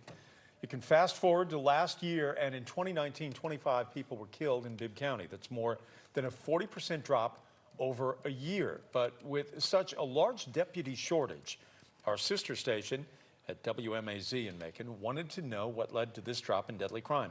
Here's what Sheriff David Davis told them. Very proud of the community, quite frankly, for helping us drop that number down, because the community bears a great deal of credit and responsibility for helping us lower that number. Violence is not the way to answer the problem. This impulsiveness, this not thinking, this getting your feelings hurt, wearing your feelings on the sleeve with a gun in your hand, and using that gun is not a way to solve a problem. Very simple advice, but very important. People in Bibb County certainly felt the impact, those 25 homicides of last year. For some, that number represents their family members and friends, while the strain on resources at the police department is not encouraging. Sheriff Davis says the deputies that he does have are capable of getting the job done. Well, we have a lot of rain out there still to get through before all is said and done. So we're watching it stream across much of Alabama and to northwest Georgia right now. And we're seeing some pretty good showers working their way in towards Cedartown and Rome, with some heavier stuff still to move in within the next 30 minutes or so. Also, here on the south side, we've seen some severe weather today. We've had a few tornado warnings, some severe thunderstorm warnings on the southeastern side of this line. So we're still watching it during the overnight just to make sure nothing pops up and surprises us. Also, we are seeing a little bit of a break in the action over North Fulton and southern Forsyth, where Big Creek is experiencing flooding right now. It is ongoing, expected to crest early on Sunday morning. So that flood warning in place for Big Creek and Forsyth and Fulton County, and that moisture extending well back into the Gulf of Mexico. A couple of fronts heading our way, and that's going to usher in much colder weather, and it's moving into warmer, unstable air. So that's why we have that threat of severe storms yet across South Georgia, and that cold air is poised to move in. So we have seen this chiseled away. Our thunderstorm threat, our severe thunderstorm threat, is being made smaller and smaller by the Storm Prediction Center as the night wears on. So that's good news for sure. Looking out across Blue Ridge, Georgia, you can see there's a little dampness on the streets, and they've certainly had their share of rain off and on throughout the day. Carol Simmons posted this picture, one of our 11Alive storm trackers, of how ominous the skies were looking across the cityscape of Atlanta this afternoon. And we still have plenty of cloud cover. I don't think it's really going to clear out till probably midday tomorrow. So let's talk about those temperatures. Definitely were impacted by this pattern today. We saw temperatures in the low 60s for highs, of 50 for a low temperature. That's almost as warm as our high temperature should be here at the beginning of January. Our average high high on January 3rd is 52 degrees, our average low 34 degrees. So we're definitely well above average, and then we're going to be below average as we head into tomorrow night and into Saturday morning as temperatures come crashing down. We've had 9/10 of an inch of rain today. That puts us ahead an inch and a half so far this year, so we're off to a good start. Looking at temperatures on the mild side right now, this is warm as they're going to be all weekend long. From this point on, they're going to be going downward. So the next 12 hours will be in the mid-50s. We'll have rain off and on throughout the night, maybe some heavier downpours, and then it lightens up, and then it stops for a bit. So off and on intermittent showers. Temperatures, here we are, 8 a.m. tomorrow, and we're going to be in the mid-50s by lunchtime. We should be in the low 50s, and then during the evening, we're down in the 30s, and gusty winds to boot.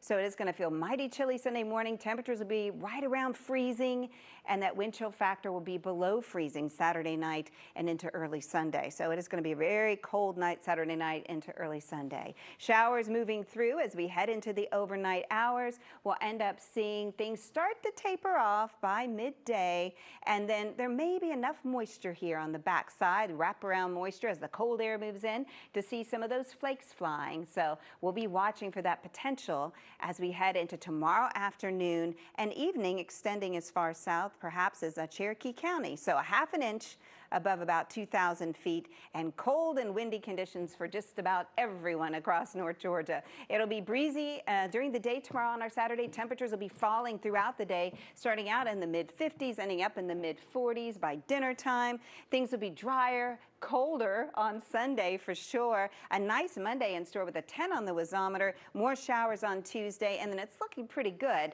the middle of next week.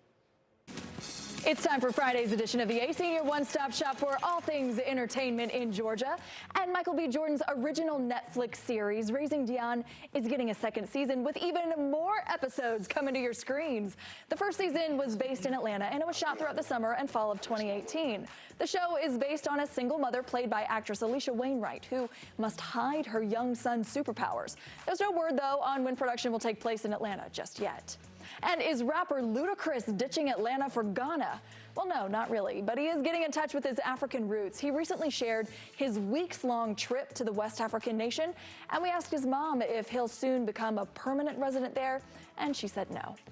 All right, you can catch the Golden Globes this Sunday at 8 o'clock right here on 11Alive. That is always a fun award show. You never know what's going to happen. For more of the A-Scene, make sure you visit our website, 11alive.com/the A-Scene. And don't forget to follow us on social media. If you see anybody around town or any filming, make sure to tag us using that hashtag, the A-Scene. All right, so while we're talking about entertainment, Sunday night, television and movie stars converge in Hollywood for the 77th annual Golden Globe Awards. And you can watch the show on our sister station, 11Alive. Coverage begins at 7 p.m. again on 11Alive. It starts at 7 p.m. There are a few projects that were filmed here in Georgia that are nominated this year. The state's movie industry is moving full speed ahead, and here's why. One of the largest studios in Georgia is now expanding its roots in the state. Pinewood Atlanta announced a $16.5 million investment in 2 entertainment companies that'll produce content right here in Georgia, and that's according to our partners at the Atlanta Business Chronicle. The message? They're not going anywhere, despite the calls to boycott Georgia over the heartbeat bill, which you might remember is currently in court being challenged right now. Jennifer Bellamy explains the impact and the future implications of the move. Georgia will continue to see its share of the action when it comes to the film and television industry, and one of Pinewood Studios is working to make sure it's a large share. Pinewood president Frank Patterson started his own venture firm, Green Honey, that's set to make multi-million-dollar investments in companies producing content in the state. Satiki out of L.A. and Believe Entertainment Group out of New York. But who are these groups? Parents may have heard of Satiki, which produced Moon and Me. The company made 50 episodes at Pinewood Atlanta last year. The series was co-created and co-produced by the man behind the Teletubbies.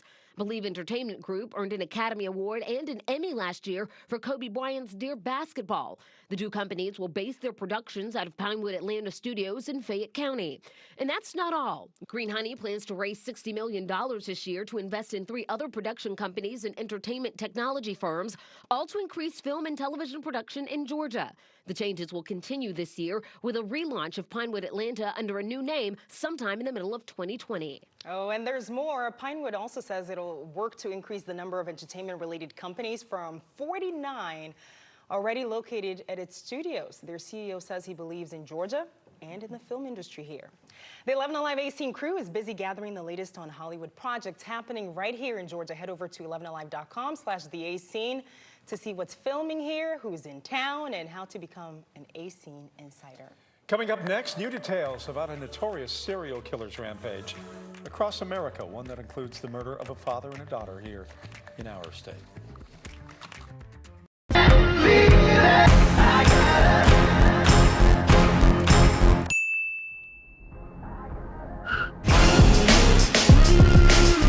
So you slept in and you missed Morning Rush, huh? Well, here's what you missed. In my experience, good guys do finish last. Stop. I consider myself a nice guy. I've got the most beautiful woman in the world in my eyes. You're a nice guy too, Yeah. Jess. I'm saying in my experience, when growing up, good guys didn't finish last. Somebody broke his heart somewhere along the line. We're here every weekday morning, so come on, hang out with us. Morning Rush, weekdays, 5 to 7 a.m., only on 11Alive. Televised newscasts not enough for you? Get even more at 11Alive's YouTube channel, where you'll find uncut interviews, extended body cam footage, live streams of Atlanta's biggest trials, and more. Subscribe to 11Alive today.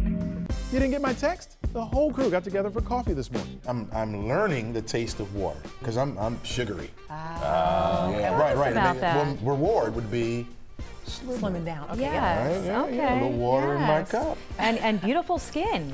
You know, even more beautiful skin, you know, when it's all hydrated and everything else. I'm not going to be able to sit next to you in a few months. Don't drink your morning coffee alone. Have it with us. Morning Rush, weekdays, 5 to 7 a.m., only on 11Alive. Some mornings, what you want isn't what you have time for. And that's why there's the Rush Blog, the biggest news of the day in 5 minutes or less. Quick and convenient for all those hectic mornings. Catch the Rush Blog on the Morning Rush. Everybody has learned how to drive, so I'm going to go ahead and retire. It didn't last long. Crank up your morning rush with Crash Clark. Weekdays, 5 to 7 a.m. on 11Alive. Traffic brought to you by John Foy & Associates. Atlanta is filled with great photo spots. And of course, I would know because this is my hometown. I'm 11Alive's Francesca Amaker, and I'm about to show you my picks for the 3 best Instagram spots in Atlanta. The Outcast mural is one of Atlanta's newest hotspots. Created by the artist Jex, people flock from all over the world just to get a shot of these 2 hip-hop legends.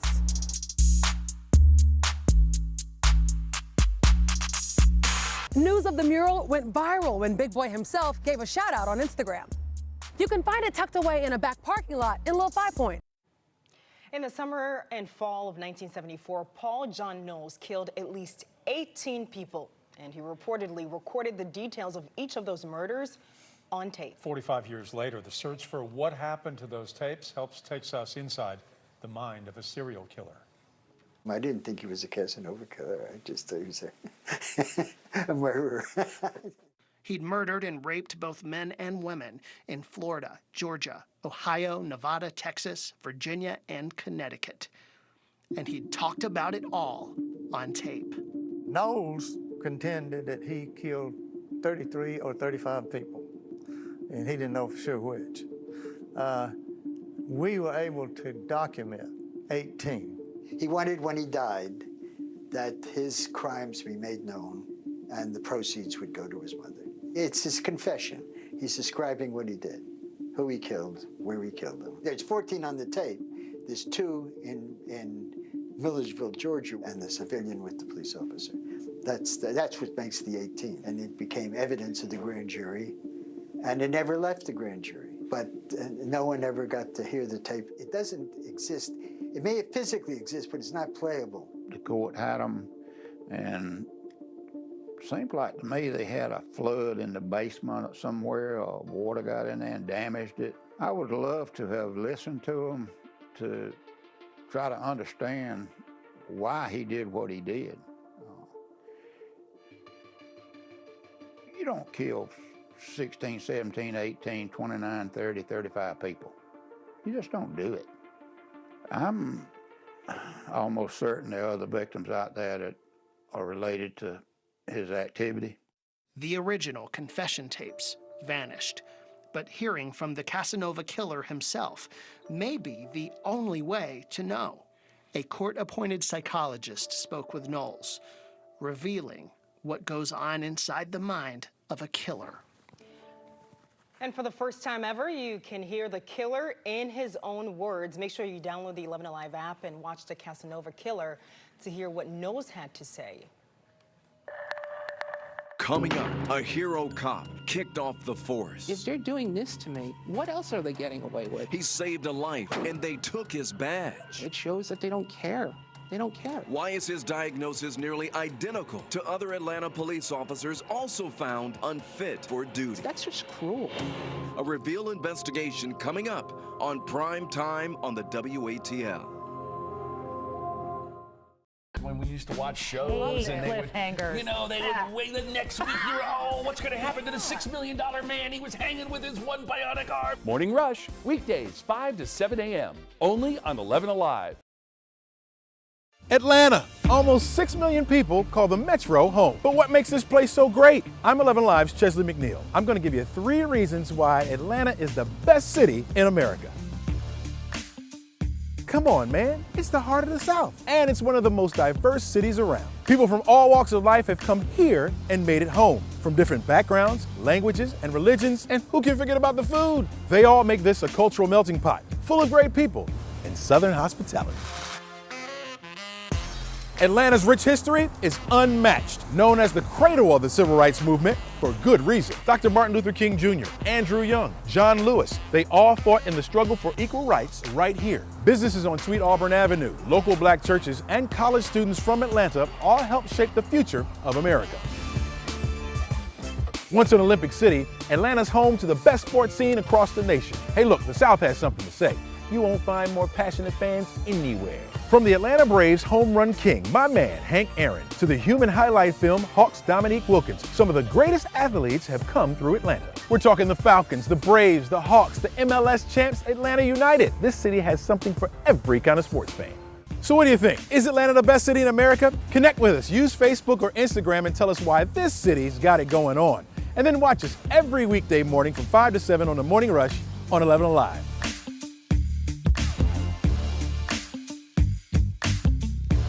Televised newscasts not enough for you? Get even more at 11Alive's YouTube channel, where you'll find uncut interviews, extended body cam footage, live streams of Atlanta's biggest trials, and more. Subscribe to 11Alive today. Babe, where are my keys? Mom, where's my lunch? Where's my phone? Hey, where's my blue shirt?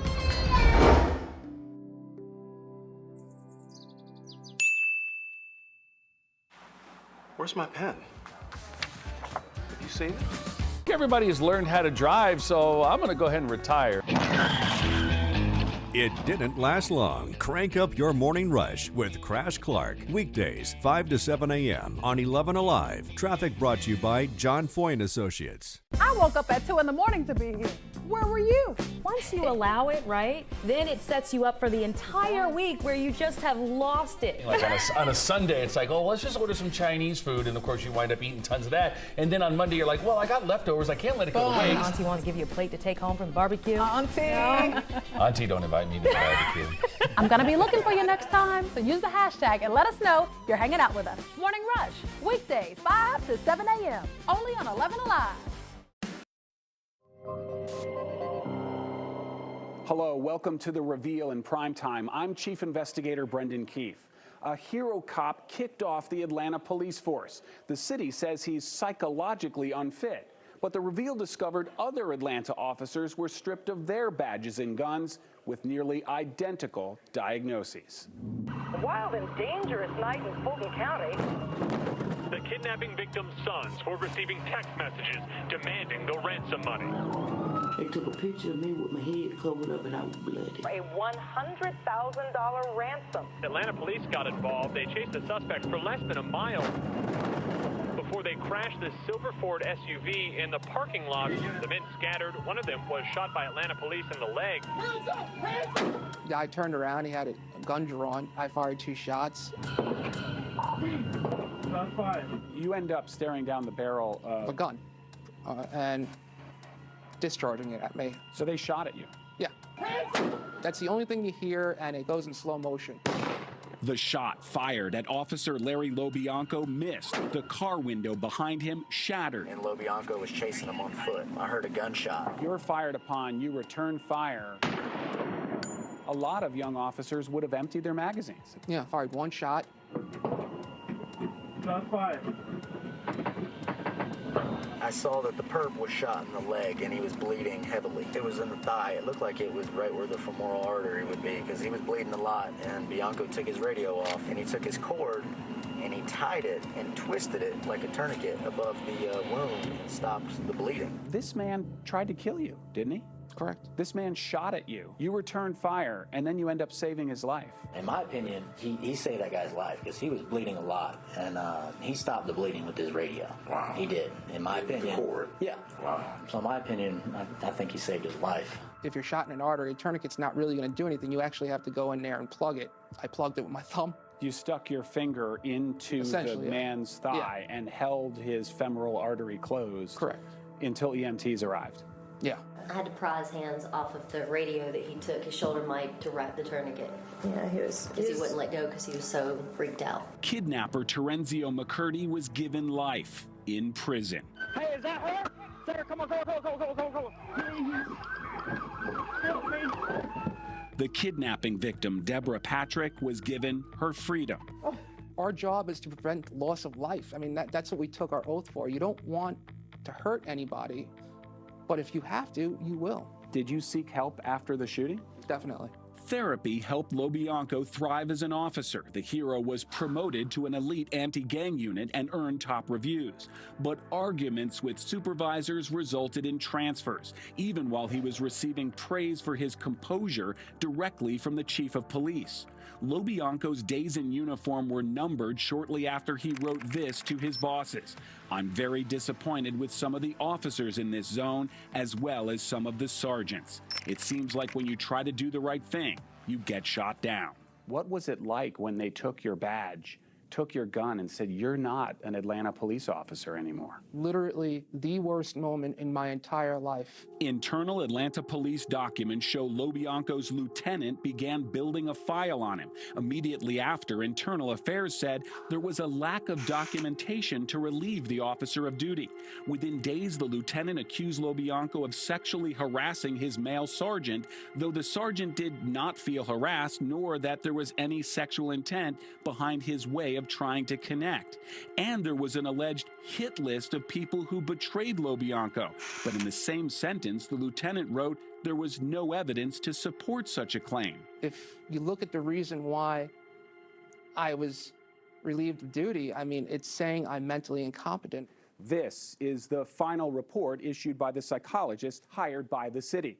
Because of Officer Lobianco's overt efforts at impression management, the evaluator was unable to obtain an accurate diagnosis. But 11 months before that, a female APD officer was ruled unfit because of her overt efforts at impression management.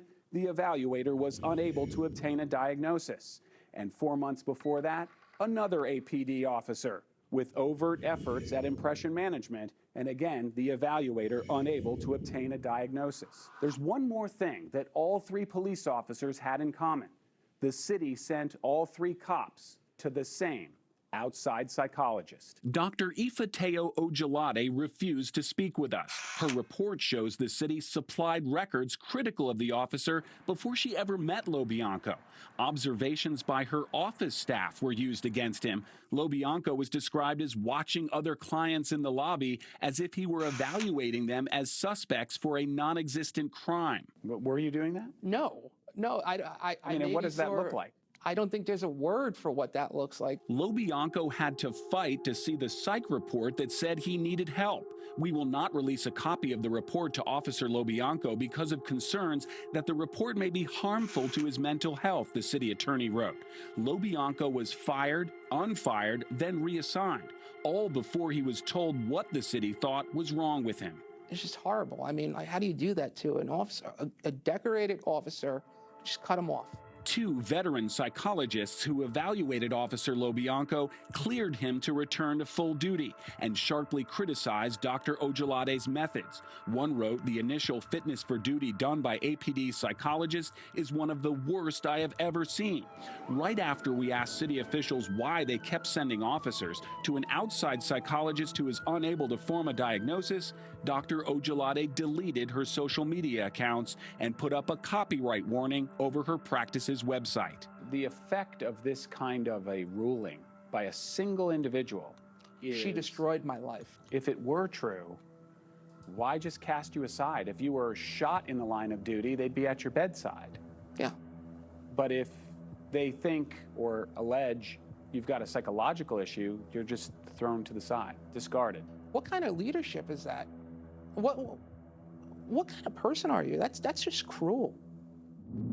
Officer LoBianco's police certification has been fully reinstated by the state of Georgia, but Atlanta changed its ordinance in 2017, still allowing officers ruled physically unfit to appeal the city's decision, but eliminating the entire appeals process for psychological evaluations. The police department, meanwhile, calls our investigation, quote, "a grossly inaccurate mischaracterization of APD standards and procedures and a shameful attack on a medical professional's objectivity."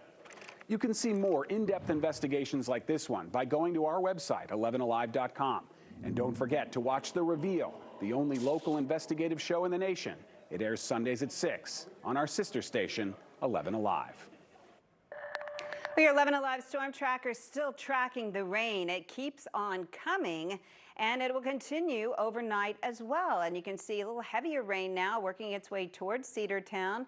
It'll be working its way out of Alabama and in through Rome within the next 15 minutes or so. Also, we're seeing some lighter rain along the connector in Atlanta at the moment. And we've had some severe storms on the southern end of this. They haven't been in the Atlanta metro area. They've just been on the periphery here, right along this southern flank of the system. But we're going to continue to see all this moisture coming in off the Gulf, so it's going to take a while for this to clear out. And what's going to clear it out are a couple of fronts. We have the first one moving through early tomorrow, and then the second one making its way across the state during the day. That's when things get interesting. That's when the winds start to blow and the cold air moves in. And if there's enough moisture here in North Georgia, that's when we could likely see a little bit wintry weather setting in. So tomorrow's high temperature will be first thing in the morning, and then it'll be dropping throughout the day. By lunchtime, we should be in the low 50s. By the evening, we should be in the upper 30s. And by Sunday morning, we should be near freezing and the wind chills in the 20s. So coming up, we'll talk more about how all of this is going to impact your weekend. And also, this is a good time to remind you to download the 11 Alive app. You can track the latest forecast where you live and also get weather alerts. At 17, you can't legally vote or smoke, but you can be charged as an adult for a crime in Georgia. Yeah, we're only one of a handful of states with a law like this, and now Republicans are trying to push a bill through to keep most cases involving 17-year-olds in juvenile court. Doug Richards walks us through what's at stake here. The State Corrections Department website shows images of dozens of 17-year-olds now doing hard time in state prisons. And state officials say they represent a fraction of the more than 6,000 17-year-olds charged with crimes in Georgia every year.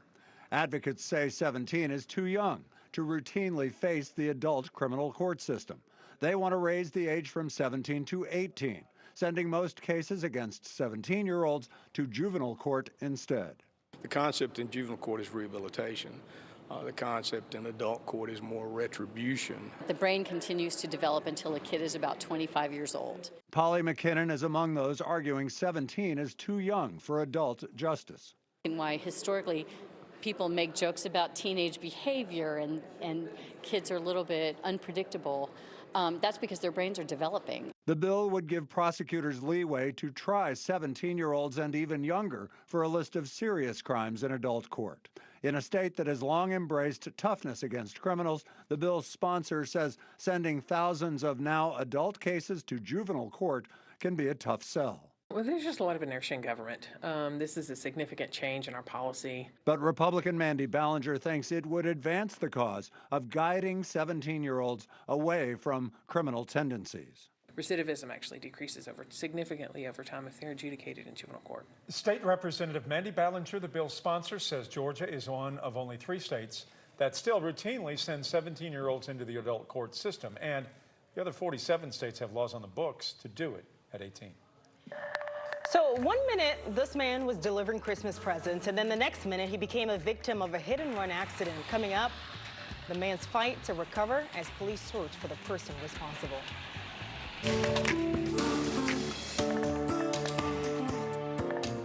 I consider myself a nice guy. I've got the most beautiful woman in the world in my eyes. You're a nice guy too, Yeah. Chester. I'm saying in my experience, when growing up, good guys didn't Chesley. Somebody broke his heart somewhere along the line. We're here every weekday morning, so come on, hang out with us. Morning Rush, weekdays, 5 to 7 a.m., only on 11Alive.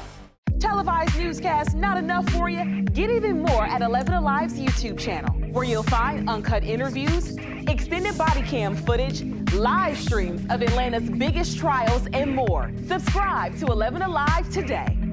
You didn't get my text? The whole crew got together for coffee this morning. I'm learning the taste of water, because I'm sugary. Yeah, right. About that. Reward would be Slimming down. Okay. Yes, right? Yeah, a little water in my cup. And beautiful skin. You know, even more beautiful skin, you know, when it's all hydrated and everything else. I'm not going to be able to sit next to you in a few months. Don't drink your morning coffee alone. Have it with us. Morning Rush, weekdays, 5 to 7 a.m., only on 11Alive. Some mornings, what you want isn't what you have time for. And that's why there's the Rush Blog, the biggest news of the day in 5 minutes or less. Quick and convenient for all those hectic mornings. Catch the Rush Blog on the Morning Rush. Everybody has learned how to drive, so I'm going to go ahead and retire. It didn't last long. Crank up your morning rush with Crash Clark. Weekdays, 5 to 7 a.m. on 11Alive. Traffic brought to you by John Foy & Associates. Atlanta is filled with great photo spots. And of course, I would know because this is my hometown. I'm 11Alive's Francesca Amaker, and I'm about to show you my picks for the 3 best Instagram spots in Atlanta. The Outcast mural is one of Atlanta's newest hotspots. Created by the artist Jex, people flock from all over the world just to get a shot of these 2 hip-hop legends.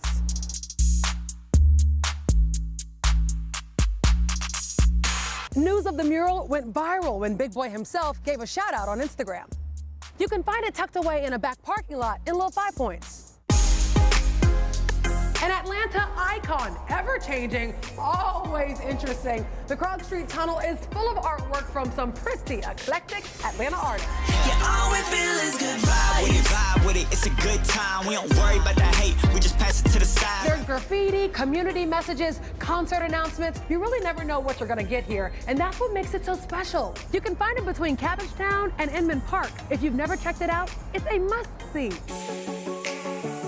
There are hundreds of works of art along the Beltline. I'm talking murals, sculptures, photography. This beautiful mural was created by the artist Hints. It's 100 feet long, and even though it was created in 2014, it still remains very popular to musicians and photographers alike.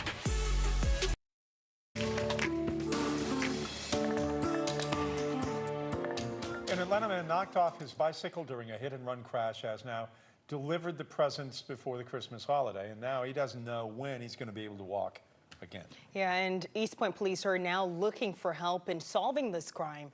Joe Henke sat down with the cyclist this afternoon. I was stunned. I mean, for like 2 days, I was scared, I was stunned. And amazed to be alive. Michael Cook is now unable to walk after breaking bones in his back, neck, shoulder, and has 2 compound leg fractures. What I'd done was trying to spread Christmas cheer, and somebody hits me on a straight, open, wide road. You can see for 300 yards either way. East Point police officers say they found Cook shortly after 10 p.m. on December 23rd in the 2400 block of Main Street and a block south of Harold Sheets Parkway. Cook says he was riding his bike through East Point as he returned home from bringing Christmas gifts to a friend who is handicapped. Check on her, and then there's a couple homeless people that, I don't really do nothing for them, but, just try to say hey to them, let them know that we do care. As he rode his bike in the dark, Cook says he stopped to check his bike. And I did an inventory check, make sure my lights was working and everything was working. Moments later, in a 40-mile-per-hour zone where everyone is asked to share the road, Cook says a car hit him and he blacked out. He later learned someone called 911, police arrived, first responders took him to the hospital, and his bike was left behind. Cook says he then found pictures of his totaled bike still on the roadside, posted in a Facebook group for bikes found or stolen in Atlanta. It snapped the carbon fiber forks in two on my bicycle. That's how hard they hit me. Today, only his speedometer was left on the roadside. He remembers nothing about the crash, and as he drifted in and out of consciousness, Cook missed Christmas. The day after Christmas, at dark, I missed a day and a half, 2 days, whatever you want to call it. East Point police officers in a crash report mentioned Cook being in too much pain to recall anything. Police have no witnesses, but did find a few car parts left behind. Despite his pain, Cook says he only wants his bike replaced. That's my bread and butter. I mean, y'all don't know this, but sometimes I carry a little red flower wagon to a job with a screw gun and a 2-pouch on just to make ends meet. And of course, Cook wants justice, but he also hopes the driver who took off wasn't injured in that accident as well. He doesn't know who picked up his broken bike after that accident and wants to get it back so he can see if he can use any part of it. Cook's neighbors set up a fundraiser to help with his medical bills, and we have a link to that for you on 11alive.com. Well, this radar has looked much the same for the past 48 hours or so. The rain just keeps on coming, and it's going to continue to come overnight as well. So you can see how much rain we've had, about 2 to 4 inches of rain from this system so far, with a little bit more to come. I think we've seen the bulk of it, but we could still see a little bit more rain coming in overnight. Some decent rain coming into Floyd County right now, just on the west side of Rome. We're seeing a few showers here on the east side of Athens, a few showers dotted across town, and the heaviest of the storms still here on the south side, where they have been severe at times tonight. So we still need to watch that into the early morning hours. But I think we're on the better side of the system at this point, and we'll just see maybe another 1/10 of an inch to around 1/4 of an inch of rain as this moves on through. We have 2 fronts to go. That's going to usher in much colder air. So you're definitely going to notice this as you head out the door tomorrow evening and Sunday morning. Even during the day on Sunday, it's going to be quite breezy and cool despite the sunshine. The rain is coming down. You can see it here in the street lights in Rome. It has looked like this for much of the day. I know a lot of folks dying to see a little bit of sunshine. Despite the rain today, look how warm our temperatures were. These were our high temperatures, making it up to 63 in Atlanta, 62 in Blairsville, the beginning of January, 61 in Rome, and 69 in LaGrange, even some 70s here in Thomaston and Eatonton. So let's talk about these temperatures. Our temperatures here right now in the upper 50s here in the Atlanta area. We're at 59 degrees. We're at 55 right now in Duluth, 56 in Gainesville, and in Carrollton. So what's going to happen is next 12 hours, temperatures stay pretty flat, and we'll see the rain off and on. So we're going to stay in the mid-50s all night long, and we're still going to be unsettled probably till about midday tomorrow. So our temperature forecast track is interesting because this is tomorrow morning at 8:30. That's probably going to be our maximum high temperature, right around daybreak or so, a little bit after that. And then mid-afternoon will be in the low 50s, and then the cold air really starts moving in. So by 10 o'clock, we'll be in the upper 30s, and then we'll be down around freezing as we head into Sunday morning. So considering we had some temperatures in Eatonton and Thomaston in the low 70s, we're going to be some 40 degrees colder come Sunday morning. So hopefully you haven't put your coats away yet. You can find them quickly because you're going to need them to stay warm, your sweaters and your coats. So as we head into tomorrow evening, that wind chill factor is going to be even colder. It's going to feel like we're in the upper 20s when you're out on the town in Atlanta. It's going to feel like you're in the upper teens in Blairsville. So these showers continuing to move in at times overnight. Most will be light to moderate. By midday, we start to see those winds kick in, and they will be gusting up to 30 miles per hour. In comes the wintry weather here across far north Georgia. We'll have that chance anyway throughout the evening hours. We're thinking maybe a ½ an inch of snow above 2,000 feet in these North Georgia mountain communities. It could get as far south as Cherokee County as we head into late Saturday. So that cold air is going to be felt by everyone across North Georgia. So probably won't see any flurries here in Atlanta, but we're definitely going to feel that those wintry temperatures return. So on your Saturday, we have showers to start, then breezy and cold, temperatures dropping throughout the day down into the mid-40s by dinner time. Will be cold and breezy, but crisp and beautiful on Sunday. It warms up a tiny bit on Monday, a really nice day to start the week as kids go back to school, and then a chance of rain on Tuesday, and then again on Friday next week. Well, everybody is waiting to see which productions will come out on top at the Golden Globes. But is it really the best of the bunch that gets the awards at the big events? It turns out that money can outweigh talent in some cases. Our Cheryl Preheim connects the dots. In the run-up to the award shows, movie studios run something called For Your Consideration campaigns, trying to sell stars or movies to the people who get to vote. They throw lavish parties, roll out huge ad campaigns, and even send voters gifts. According to the New York Times, if a studio wants to win an Oscar, they can spend up to $10 million. But the Golden Globes are very susceptible to a big money campaign. Run by the Hollywood Foreign Press, only 90 members get to vote, and everyone in Hollywood knows who they are. According to Slate, one year Sharon Stone's people sent every member a gold Coach watch. Spoiler alert, she got nominated. So why go to all the trouble? The answer is money. According to studies, just getting nominated for an award can add up to $20 million to a movie's box office. And we all know when it comes to Hollywood, the stars may shine, but money does the talking. If you're cleaning up after the holidays, there's a way to get rid of that old Christmas tree. 11Alive is partnering now with the Bring One for the Chipper Christmas Tree Recycling Program. Tomorrow, you can take your tree to one of the designated drop-off sites, and your tree will be turned into mulch for local playgrounds and parks and yards. And to find some of these drop-off sites near you, make sure you head over to the As Seen section of the 11Alive app, and that's the As Seen on TV section of the 11Alive app. We'll be right back. Wake up your morning rush with Crash Clark. Weekdays, 5 to 7 a.m. on 11Alive. Traffic brought to you by John Foy & Associates. Atlanta is filled with great photo spots. And of course, I would know because this is my hometown. I'm 11Alive's Francesca Amaker, and I'm about to show you my picks for the 3 best Instagram spots in Atlanta. The Outcast mural is one of Atlanta's newest hotspots. Created by the artist Jex, people flock from all over the world just to get a shot of these 2 hip-hop legends.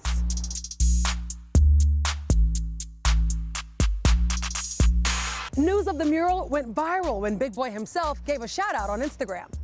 You can find it tucked away in a back parking lot in Little 5 Points. An Atlanta icon, ever-changing, always interesting. The Krog Street Tunnel is full of artwork from some pretty eclectic Atlanta artists.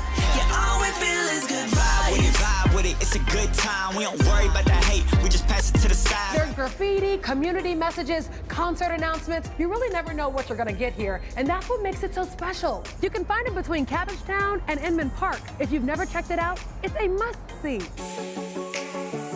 There are hundreds of works of art along the Beltline. I'm talking murals, sculptures, photography. This beautiful mural was created by the artist Hints. It's 100 feet long, and even though it was created in 2014, it still remains very popular to musicians and photographers alike.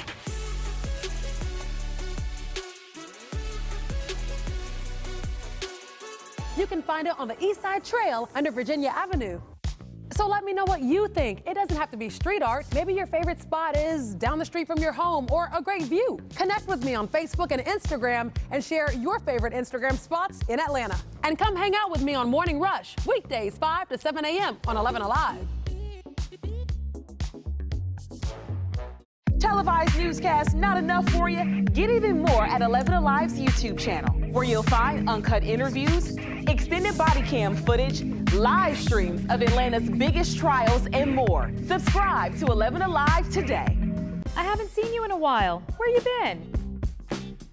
It looks like fun. They are fun, and they're convenient, but they're being dumped everywhere. 5,000 scooters at one time active throughout the city. I enjoy them myself. They're fun. There's got to be some regulations. I just feel like we have to evolve with the times, though. They're not going anywhere. They shouldn't go anywhere. It's a new way of transporting. We have to evolve. I'm going to be looking for you next time, so use the hashtag and let us know you're hanging out with us. Morning Rush, weekdays 5 to 7 a.m.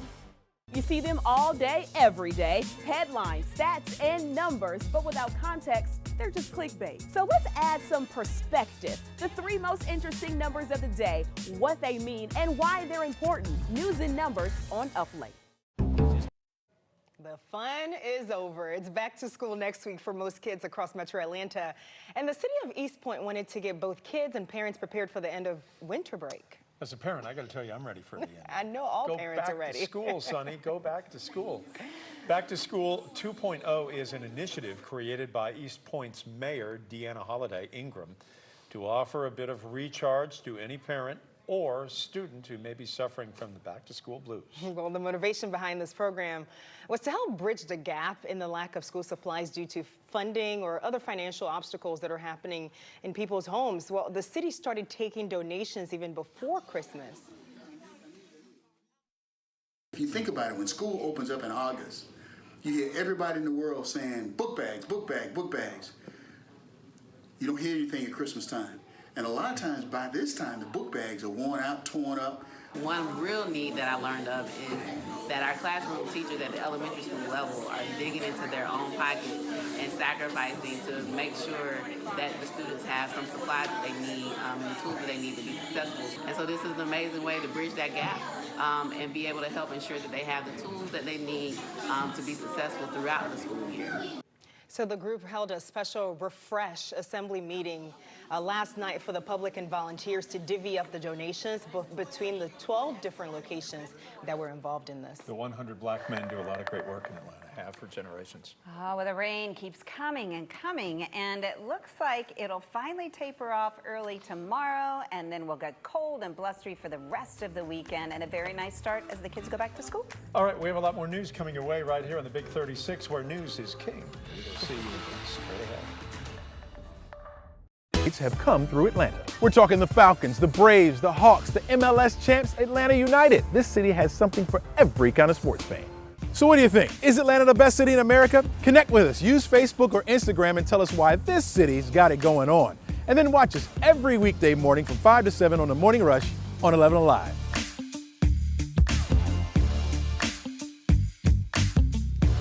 Televised newscasts not enough for you? Get even more at 11Alive's YouTube channel, where you'll find uncut interviews, extended body cam footage, live streams of Atlanta's biggest trials, and more. Subscribe to 11Alive today.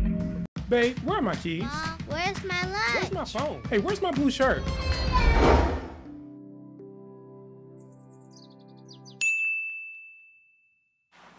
Where's my pen? Have you seen it? Everybody has learned how to drive, so I'm going to go ahead and retire. It didn't last long. Crank up your morning rush with Crash Clark. Weekdays, 5 to 7 a.m. on 11Alive. Traffic brought to you by John Foy & Associates. I woke up at 2 in the morning to be here. Where were you?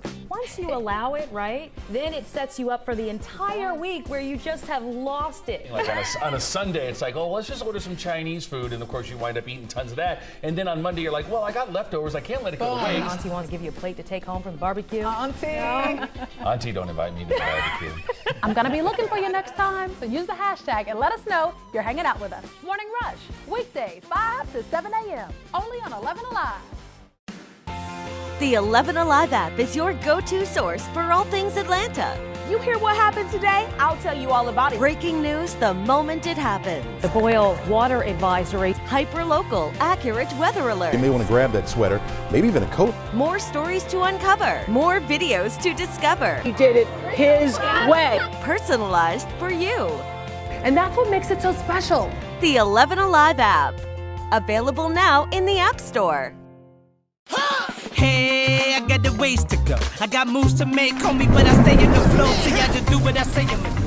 No, my movement ain't fading. You can assume what the doing was great.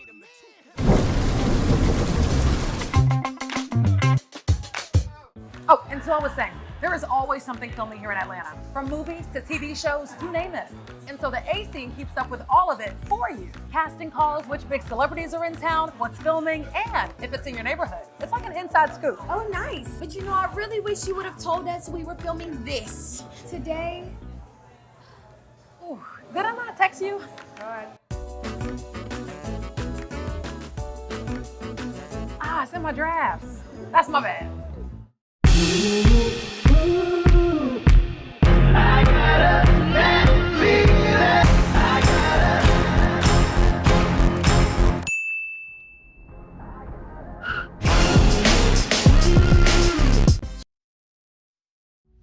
11Alive News Primetime on the ATL starts now.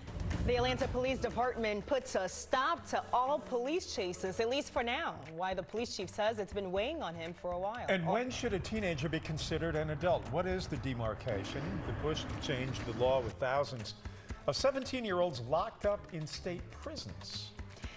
But we begin with heavy storms that have been moving through metro Atlanta. It seems as though we have been talking about this for days. We have been hit with rain all day. For that matter, the second half of the week has been very wet. Yeah, meteorologist Samantha Moore has been tracking the rain, the path of this rain all night for us. And the ground is so saturated at this point, Sam, that we're worried about flooding. Yeah. So when is this moving out? It looks like it won't be until mid-morning tomorrow, Faith, as we head into the right around 11 o'clock noon. I think we'll finally start to see the showers ending, but they'll lighten up at times overnight tonight. I think we've already seen some breaks in the action today, but here on the south side, we actually had some severe storms earlier as the storms pushed to the east. It looks like they're still pretty strong at this hour. We're watching some moderate rain moving into Floyd County, into Rome, Cedartown, seeing some decent rain right now as well. And as we look at across the rest of North Georgia, a smattering of showers too. So this extends all the way back into the Gulf of Mexico, and we're going to continue to see that as two fronts move through and then some very cold air moves in behind it. So your weather timeline, off and on rain tonight, some areas of dense fog with temps in the 50s. Our high temperature will be early tomorrow morning when we're in the mid-50s. It'll be cloudy and foggy with a 30% chance of showers early on Saturday.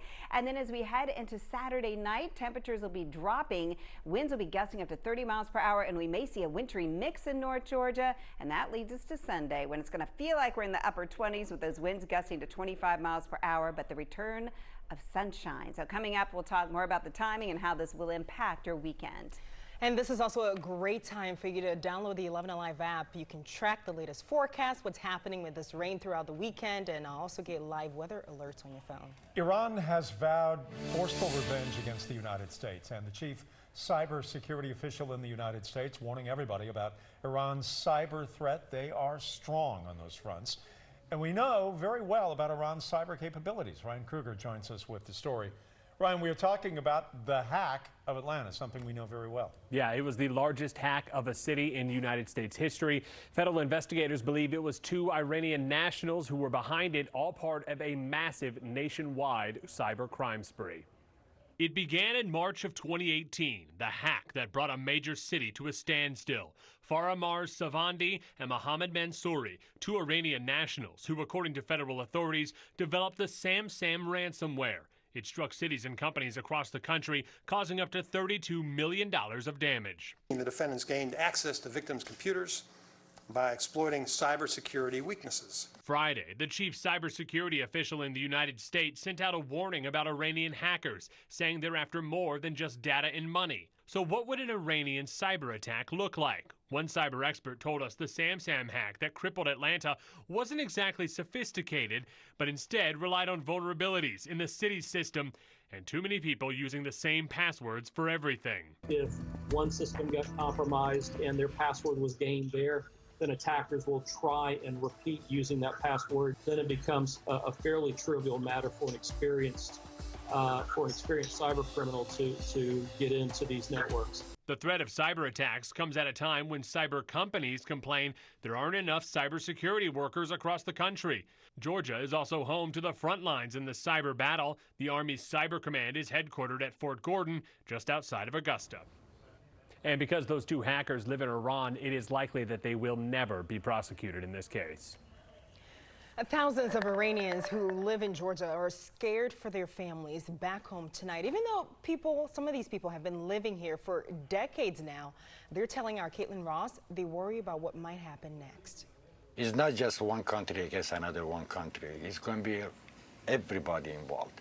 And when that things happen, it's going to be chaos. George Cohenpour has been in the United States since 1971, but still has a lot of family in Iran. They're still there. They like the regime. They like the government. They work. They go to the praise. They have a life and family. Cohenpour says it's already difficult for people who live there, but worries the drone strike overnight will make things worse for them. They're already starving. They already have poor people. With a country such as rich as Iran, people shouldn't be like that. Cohenpour came to the United States to go to college and got a degree in mechanical engineering. After he graduated, his parents told him it wasn't safe to come back. He joins thousands of Iranians who have relocated to Georgia. According to information from the 2000 U.S. Census, there are about 4,000 Iranians living in 9 metro counties. Fulton and Cobb County account for 76% of Iranians living in the Atlanta area and 57% of Iranians living in Georgia. Cohenpour has thrived in the U.S. and stays connected to his family still in Iran.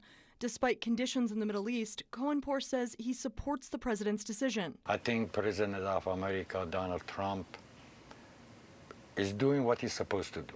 He worries now, though, about what comes next, and with such a huge reaction, how the area will recover. We just have to work it out somehow without any fighting, and that's the best solution. I think that is good for everybody. It's good for everybody. Atlanta police have arrested the man who crashed his vehicle and then jumped 40 feet from a bridge while trying to get away from Atlanta officers. Investigators say that Devon Clark turned himself into police today. Yesterday, they were chasing another driver who was speeding on I-85, but Clark apparently thought that the police were after him. They say that he sped away. He hit a wall near Piedmont and then jumped from the bridge. Officers say they found a gun nearby. Clark now facing a number of charges. And we now know the name of the men involved in the deadly shooting near the 5 Points MARTYR station. Ezekiel McNair died after being shot in the face in the shopping center yesterday afternoon. The alleged shooter, his picture you're seeing right here, is Samuel Arnold, and he was arrested. Police tell us he shot McNair after an argument. Arnold was denied bond. He faces a murder charge. No more police chases in Atlanta. The Atlanta police chief making the surprise announcement effective today. And this coming after several high-profile cases in the last few years where people were killed during these pursuits. Latasha Givens spoke to the police chief about her about my mom and my kids. Joy Patridge lost her mother and 2 children 4 years ago when a man trying to flee police in a stolen car crashed into the family's vehicle as they headed to church in Atlanta. In 2018, a South Fulton police officer chasing a suspected car thief crashed into a van, killing 3 innocent people. And just last month, Atlanta police say 2 suspected car thieves ran a red light while trying to get away from police, hit and killed 2 innocent people inside another car. Atlanta Police Chief Erica Shields says cases like these were factors leading her to implement a zero-chase policy effective Friday. If any of you have ever seen a car fly by you, at 90 miles an hour, you don't stand a prayer if you're in a crosswalk, if you're on a sidewalk, even if you're driving through an intersection. I mean, it's a missile. In an email to APD staff, Shields says not only is there enormous amount of risk in each pursuit, but she says the judicial system is largely unresponsive to the defendant's actions. And when you go out and you see a couple of these and you're looking at the person where the child is in the back seat, or the grandmother or the mother went to the store to get a loaf of bread, and they didn't make it because some knucklehead flew through an intersection at 90 miles an hour, it scars you. And I don't want to see us cost someone their life in pursuit of an auto theft person or a burglar when the courts aren't even going to hold them accountable. Chief Shields says although there is a chance crime could increase, she considered all factors when making this decision. But I'm not operating in theory. I'm operating what I know is occurring. According to the U.S. Department of Justice in 2012, state and local agencies conducted about 68,000 vehicle pursuits across the country. 350 people were killed. As of 2013, only about 2% of local police departments and 1% of local sheriff's offices nationwide prohibited crashes. At the time, no state police or state highway patrol agencies prohibited pursuits. That was Latasha Givens reporting. Authorities in one metro community are taking steps to help protect the faithful at worship. The recent shootings in Texas, the Texas church, and the stabbing during a Hanukkah service in New York have left many people shaken. So the Henry County Sheriff's Office is now planning to hold special safety training classes for area faith leaders. They hope to hold those sessions in March, and in the meantime, though, Strategos International is holding a 2-day church safety and intruder awareness training in Griffin, and that's happening this weekend. It is a long-standing disagreement within the United Methodist Church, the acceptance of same-sex marriage and gay clergy. Tonight, it appears that disagreement will lead to a historic split. Shanu Hur dug through a new proposal that has come after months and months of heated debate. Yeah, that lengthy proposal, called the Protocol of Reconciliation and Grace Through Separation, explains why some are asking for the split, such as differences in understanding scripture, theology, and practice. In a 9-page document, the United Methodist Church is proposing splitting the denomination in two because the church and members have come to an impasse and the church's witness and mission is being impeded on. A 16-member committee of United Methodist bishops and leaders signed off on the proposal, which will come to a vote at a conference in May. The split comes after a long-standing disagreement on the church's acceptance of LGBTQ members, clergy, and same-sex marriage. This would mean splitting about 13 million church members nationwide. One side will stay as is and be inclusive of LGBTQ people, and a new denomination will be more, quote, traditional. The proposal designates $25 million in funding for the traditionalist Methodist denomination that may emerge from the split. That way, these churches drop any future claims to church assets, such as property. Now, the General Conference will vote on this proposal this spring in Minneapolis. According to the North Georgia Conference of the United Methodist Church, there are 350,000 lay members in that conference, which includes Metro Atlanta. Well, one minute he was delivering Christmas presents, and then the next, he became a victim of hit and run. Coming up, one man's fight to recover as police continue to search for the person responsible. The Outcast mural is one of Atlanta's newest hotspots. Created by the artist Jex, people flock from all over the world just to get a shot of these two hip-hop legends.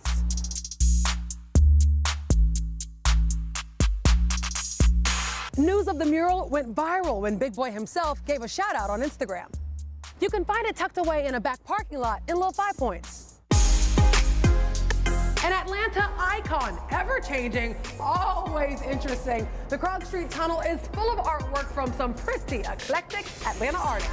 Yeah, all we feel is good vibe with it, it's a good time. We don't worry about the hate, we just pass it to the side. There's graffiti, community messages, concert announcements. You really never know what you're gonna get here, and that's what makes it so special. You can find it between Cabbagetown and Inman Park. If you've never checked it out, it's a must-see.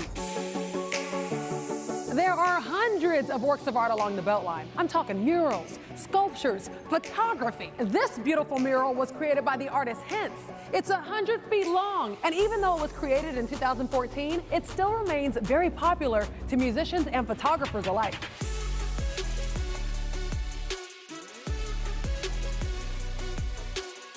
You can find it on the East Side Trail under Virginia Avenue.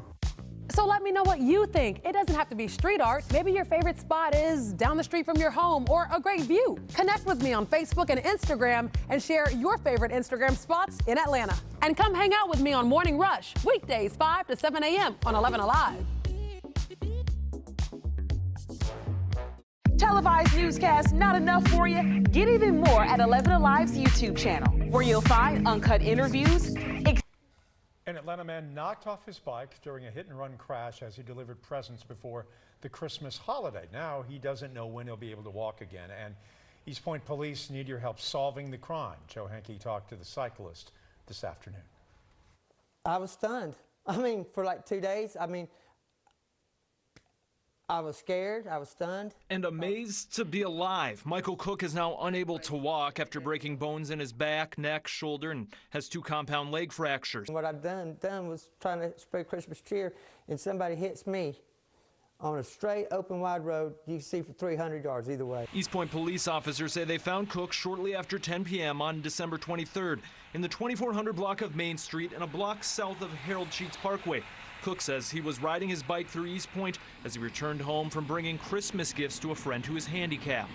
Check on her, and then there's a couple homeless people that, I don't really do nothing for them, but, just try to say hey to them, let them know that we do care. As he rode his bike in the dark, Cook says he stopped to check his bike. And I did an inventory check, make sure my lights was working and everything was working. Moments later, in a 40-mile-per-hour zone where everyone is asked to share the road, Cook says a car hit him and he blacked out. He later learned someone called 911, police arrived, first responders took him to the hospital, and his bike was left behind. Cook says he then found pictures of his totaled bike still on the roadside, posted in a Facebook group for bikes found or stolen in Atlanta. It snapped the carbon fiber forks in two on my bicycle. That's how hard they hit me. Today, only his speedometer was left on the roadside. He remembers nothing about the crash, and as he drifted in and out of consciousness, Cook missed Christmas. The day after Christmas, at dark, I missed a day and a half, 2 days, whatever you want to call it. East Point police officers in a crash report mentioned Cook being in too much pain to recall anything.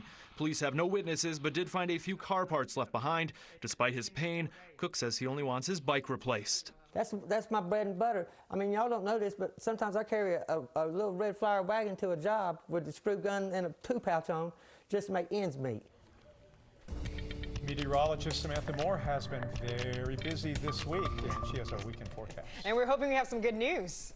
There will be some good news as we head through the weekend, but it is going to be very cold as winter is returning. We've been pretty mild this week so far in the new year. So we're going to see those temperatures really rapidly dropping on our Saturday, and the winds gusting as well.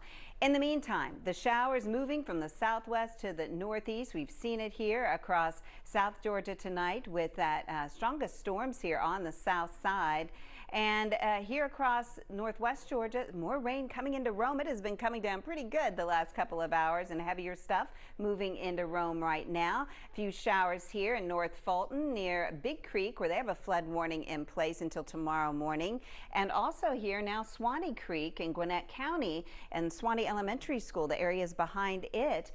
It is at flood stage right now along Swanee Creek. So that's going to continue to be a problem until tomorrow morning as well. So a lot more rain still to come, because it extends all the way down into the Gulf, and we need a couple of fronts to move through and sweep it out of here. And as those fronts move through, they're going to usher in much colder air, and wintry conditions are to be expected. So here across South Georgia is the best chance for severe storms yet tonight. We've already had several tornado warnings along that southern flank.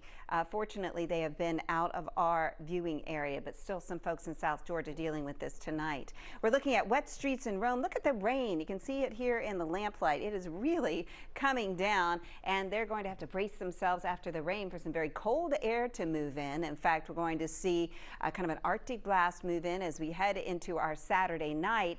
And if there's enough moisture around, it looks like we could see a little bit of snowfall here from Floyd County, Bartow, Cherokee, Forsyth Hall, Banks, northward to the Tennessee line. We have a chance to see about a ½ inch of snow above 2,000 feet. It'll be quite windy and cold. In fact, everyone across North Georgia, including the Atlanta metro area, if you don't see snow, you're going to see cold temperatures. So we're not expecting to see snow here in Atlanta, but it's going to feel like we are in the dead of winter as that cold air moves in. 63 was our high today, 50 our low. We should be around 52 and 34 this time of year.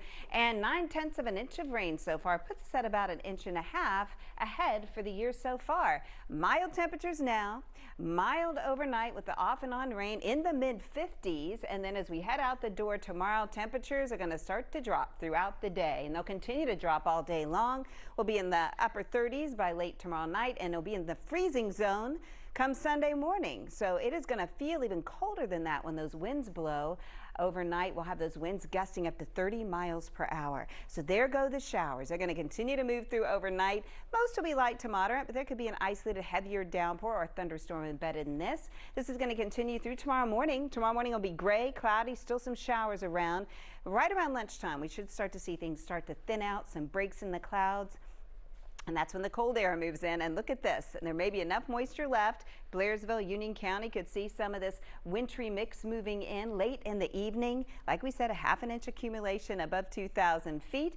And this could even extend down into as far as Cherokee County as we head into the late evening hours, and that cold air really settles in. So we expect to see that cold, blustery conditions return on our Saturday night and continue for much of Sunday as well. So So Saturday, breezy during the afternoon. The rain should stop by lunchtime. Cold temperatures. The temperatures will be dropping throughout the day. Starting out at freezing on Sunday, only getting into the low 50s. So we're in the 40s most of the day on Sunday. A little warmer on Monday, a 10 on the wazometer with plenty of sunshine as kids go back to school. And a 40% chance of rain on Tuesday. And pretty nice midweek, but a little chilly. We have a lot more coming up after the break, including a story about what exactly goes into winning a Golden Globe. We're connecting the dots. 5 to 7 a.m. only on 11Alive. Televised newscasts not enough for you? Get even more at 11Alive's YouTube channel, where you'll find uncut interviews, extended body cam footage, live streams of Atlanta's biggest trials, and more. Subscribe to 11Alive today. You didn't get my text? The whole crew got together for coffee this morning. I'm learning the taste of water because I'm sugary. Yeah. Right. About that. Reward would be Slimming down. Okay. Yes, right? okay. Yeah, a little water in my cup. And beautiful skin. You know, even more beautiful skin, you know, when it's all hydrated and everything else. I'm not going to be able to sit next to you in a few months. Don't drink your morning coffee alone. Have it with us. Morning Rush, weekdays, 5 to 7 a.m. only on 11Alive. Some mornings, what you want isn't what you have time for. And that's why there's the Rush Blog, the biggest news of the day in 5 minutes or less. Quick and convenient for all those hectic mornings. Catch the Rush Blog on the Morning Rush. Everybody has learned how to drive, so I'm going to go ahead and retire. It didn't last long. Crank up your morning rush with Crash Clark. Weekdays, 5 to 7 a.m. on 11Alive. Traffic brought to you by John Foy & Associates. Atlanta is filled with great photo spots. And of course, I would know because this is my hometown. I'm 11Alive's Francesca Amaker, and I'm about to show you my picks for the 3 best Instagram spots in Atlanta. The Outcast mural is one of Atlanta's newest hotspots. Created by the artist Jex, people flock from all over the world just to get a shot of these 2 hip-hop legends.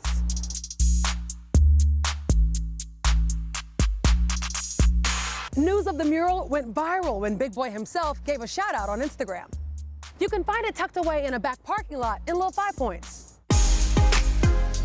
An Atlanta icon, ever-changing, always interesting. The Krog Street Tunnel is full of artwork from some pretty eclectic Atlanta artists. Yeah, all we feel is good vibes. When you vibe with it, it's a good time. We don't worry about the hate, we just pass it to the side. There's graffiti, community messages, concert announcements. You really never know what you're gonna get here, and that's what makes it so special. You can find it between Cabbagetown and Inman Park. If you've never checked it out, it's a must-see. There are hundreds of works of art along the Beltline. I'm talking murals, sculptures, photography. This beautiful mural was created by the artist Hence. It's 100 feet long, and even though it was created It's time for Friday's edition of the AC, your one-stop shop for all things entertainment in Georgia. And Michael B. Jordan's original Netflix series, Raising Dion, is getting a second season with even more episodes coming to your screens. The first season was based in Atlanta, and it was shot throughout the summer and fall of 2018. The show is based on a single mother played by actress Alicia Wainwright, who must hide her young son's superpowers. There's no word, though, on when production will take place in Atlanta just yet. And is rapper Ludacris ditching Atlanta for Ghana? Well, no, not really, but he is getting in touch with his African roots. He recently shared his weeks-long trip to the West African nation, and we asked his mom if he'll soon become a permanent resident there, and she said no. All right, you can catch the Golden Globes this Sunday at 8 o'clock right here on 11Alive. That is always a fun award show. You never know what's going to happen. For more of the A-Scene, make sure you visit our website, 11alive.com/the A-Scene. And don't forget to follow us on social media. If you see anybody around town or any filming, make sure to tag us using that hashtag, the A-Scene. All right, so we're, of course, all waiting to see which productions will come out on top at the Golden Globes this weekend. But is it really the best of the bunch that gets the awards at these big events? It turns out money can outweigh talent in many of these cases. Let's connect the dots. In the run-up to the award shows, movie studios run something called For Your Consideration campaigns, trying to sell stars or movies to the people who get to vote. They throw lavish parties, roll out huge ad campaigns, and even send voters gifts. According to the New York Times, if a studio wants to win an Oscar, they can spend up to $10 million. but the Golden Globes are very susceptible to a big money campaign. Run by the Hollywood Foreign Press, only 90 members get to vote, and everyone in Hollywood knows who they are. According to Slate, one year Sharon Stone's people sent every member a gold Coach watch. Spoiler alert, she got nominated. So why go to all the trouble? The answer is money. According to studies, just getting nominated for an award can add up to $20 million to a movie's box office. And we all know when it comes to Hollywood, the stars may shine, but money does the talking. Coming up. I want to know what happened to my son. I think I deserve to know what happened to my child. The reveal uncovers a deadly trend at Georgia facilities licensed to care for the mentally disabled. Begs the question about what's the state going to do. A reveal investigation coming up on Primetime on WATL. Languages and religions, and who can forget about the food? They all make this a cultural melting pot, full of great people and Southern hospitality. Atlanta's rich history is unmatched, known as the cradle of the civil rights movement for good reason. Dr. Martin Luther King Jr., Andrew Young, John Lewis, they all fought in the struggle for equal rights right here. Businesses on Sweet Auburn Avenue, local black churches, and college students from Atlanta all helped shape the future of America. Once an Olympic city, Atlanta's home to the best sports scene across the nation. Hey look, the South has something to say. You won't find more passionate fans anywhere. From the Atlanta Braves home run king, my man Hank Aaron, to the human highlight film Hawks Dominique Wilkins, some of the greatest athletes have come through Atlanta. We're talking the Falcons, the Braves, the Hawks, the MLS champs, Atlanta United. This city has something for every kind of sports fan. So what do you think? Is Atlanta the best city in America? Connect with us. Use Facebook or Instagram and tell us why this city's got it going on. And then watch us every weekday morning from 5 to 7 on the Morning Rush on 11Alive.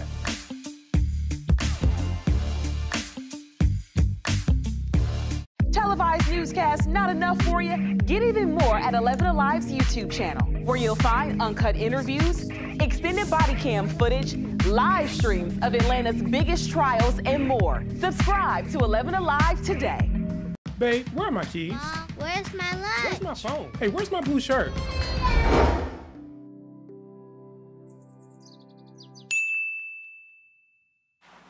Where's my pen? Have you seen it? Everybody has learned how to drive, so I'm going to go ahead and retire. It didn't last long. Crank up your morning rush with Crash Clark. Weekdays, 5 to 7 a.m. on 11Alive. Traffic brought to you by John Foy & Associates. I woke up at 2 in the morning to be here. Where were you? Once you allow it, right, then it sets you up for the entire week where you just have lost it. Like on a Sunday, it's like, oh, let's just order some Chinese food, and of course you wind up eating tons of that. And then on Monday, you're like, well, I got leftovers. I can't let it go to waste. Auntie wants to give you a plate to take home from the barbecue. Auntie. No. Auntie, don't invite me to the barbecue. I'm going to be looking for you next time, so use the hashtag and let us know you're hanging out with us. Morning Rush, weekdays, 5 to 7 a.m., only on 11Alive. The 11Alive app is your go-to source for all things Atlanta. You hear what happened today? I'll tell you all about it. Breaking news the moment it happens. The boil water advisory. Hyper-local, accurate weather alert. You may want to grab that sweater, maybe even a coat. More stories to uncover. More videos to discover. He did it his way. Personalized for you. And that's what makes it so special. The 11Alive app. Available now in the App Store. Hey, I got the ways to go. I got moves to make, homie, but I stay in the flow. See, I just do what I say I'm gonna do. No, my movement ain't faded. You could assume it.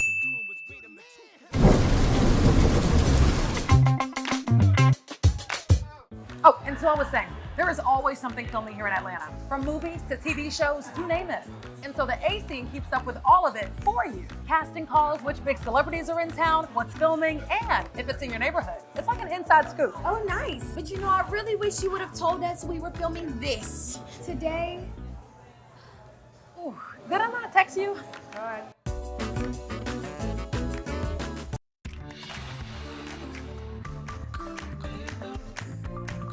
Republicans in the Georgia legislature are trying to push through a bill that would allow 17-year-olds charged with most crimes to be tried in juvenile court.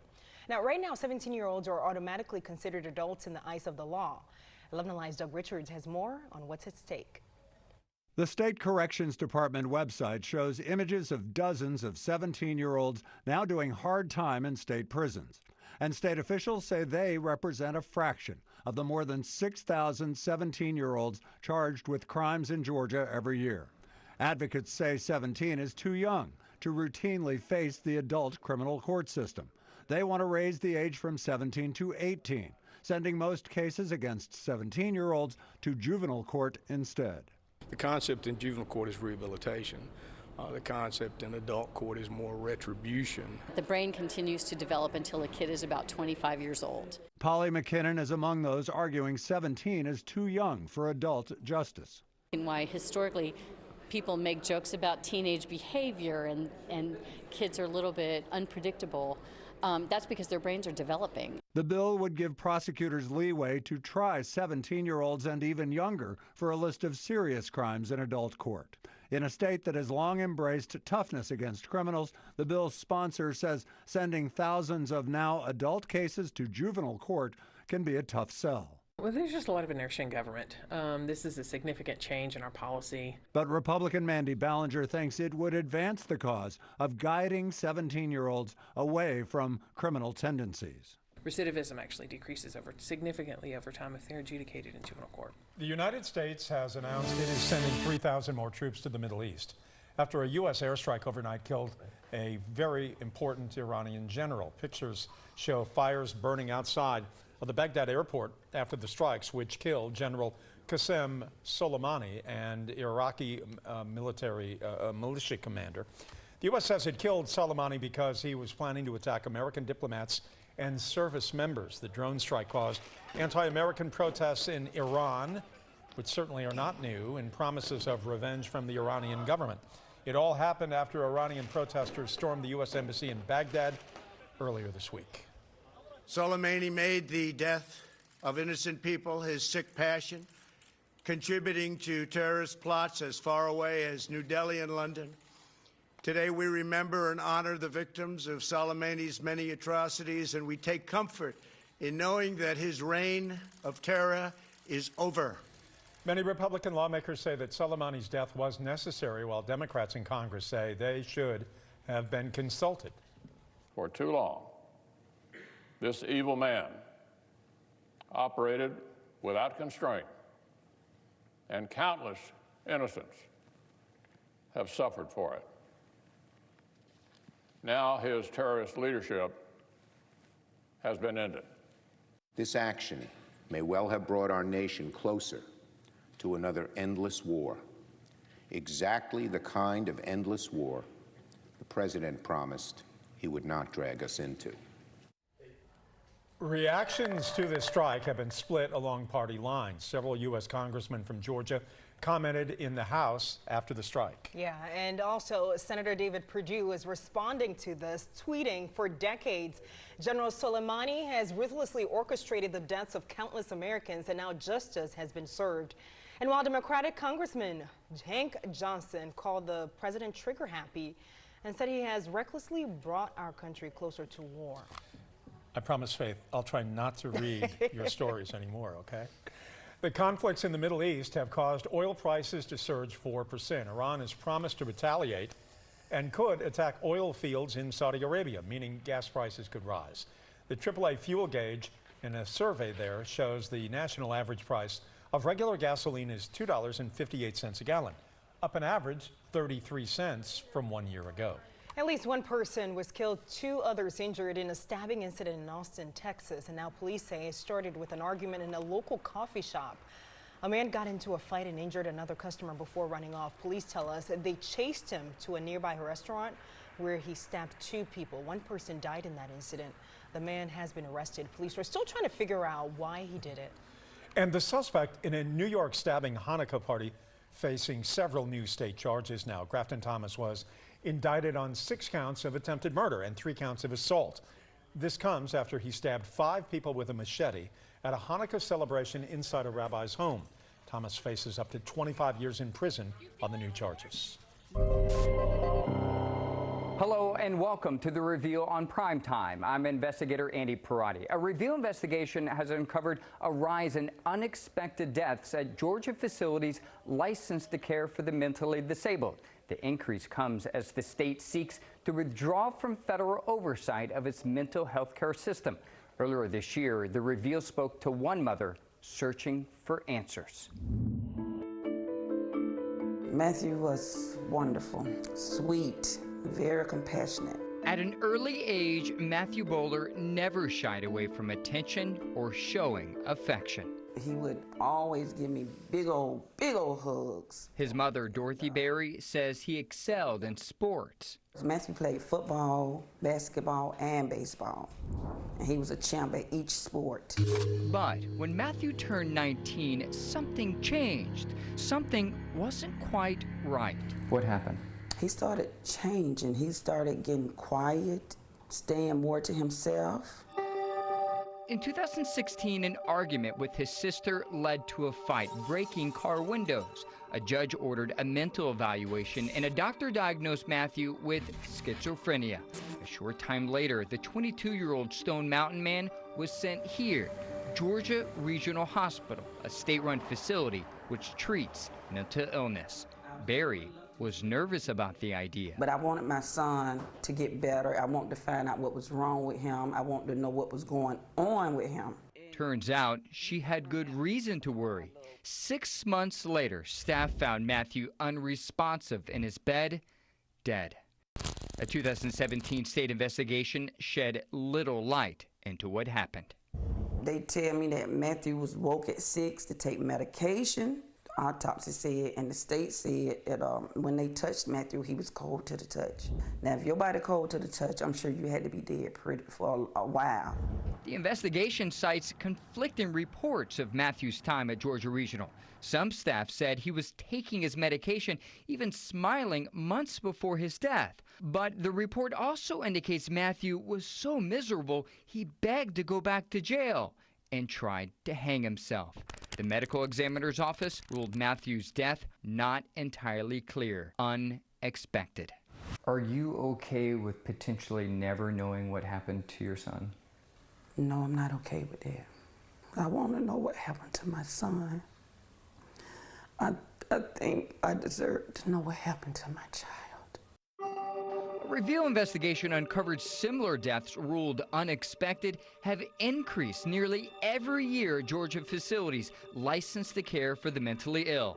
Since 2014, more than 500, according to state records. I did not know about those numbers. Those numbers are astonishing when you look at them on any level. Eric Jacobson is the executive director of the Georgia Council on Developmental Disabilities, an advocacy organization.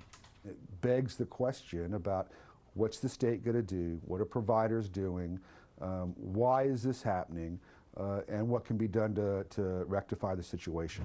The state's poor treatment of its mentally disabled stretches more than a decade, from dozens found dying at state hospitals in 2007 to a U.S. Justice Department lawsuit that led to federal supervision of Georgia's mental health care services today. According to a 2018 report submitted to a judge by an independent reviewer, Georgia continues to take too long investigating deaths, saying until fixed, the system cannot be described as effective. We don't think that we need federal oversight anymore. Judy Fitzgerald is the commissioner of the Georgia Department of Behavioral Health and Developmental Disabilities. She says the state has overhauled its mental health services since the lawsuit and wants federal supervision to end. Why should the public trust you that you can move forward protecting these vulnerable populations when that independent reviewer says you haven't quite done it yet? What she has said is we're not doing it fast enough. When we do a review, and I will stand by our department's work, we have very, very thorough and comprehensive policies and protocols about what happens when a vulnerable individual experiences an incident anywhere throughout our system. We just believe we don't need federal oversight to continue that work. Do you agree with that? No, I think that the DOJ needs to be remain here. And these are just little pictures I had of them. A family searching for answers, haunted by memories of a son begging for help. When I would call him, I could hear him kind of crying in the background. telling me to get him out of there. Because of privacy laws, the state says it cannot discuss Matthew's treatment. According to a state report, at least at one point, a hospital administrator substantiated staff neglected Matthew, but did not provide any details of that neglect. Georgia's mental health care system remains under federal supervision by the Department of Justice. You can see more in-depth investigations like this one by going to our website, 11alive.com. And don't forget to watch The Reveal, the only local investigative show in the country. It airs Sunday at 6 p.m. on our sister station, 11Alive. It was a horrifying crime spree that finally came to an end in Georgia. Next, to look inside the mind of the Casanova killer. Well, your 11 Alive storm trackers have been tracking rain for over 2 days now as this moisture plume has been aimed right at Atlanta. So coming up, when the cold air will move in and what that will mean in terms of wintry weather to North Georgia. The decision to stay or go is made. DeAndre Swift's future has been decided. An update on the UGA running back when we return. For all those hectic mornings, catch the Rush Block on the Morning Rush. Everybody has learned how to drive, so I'm going to go ahead and retire.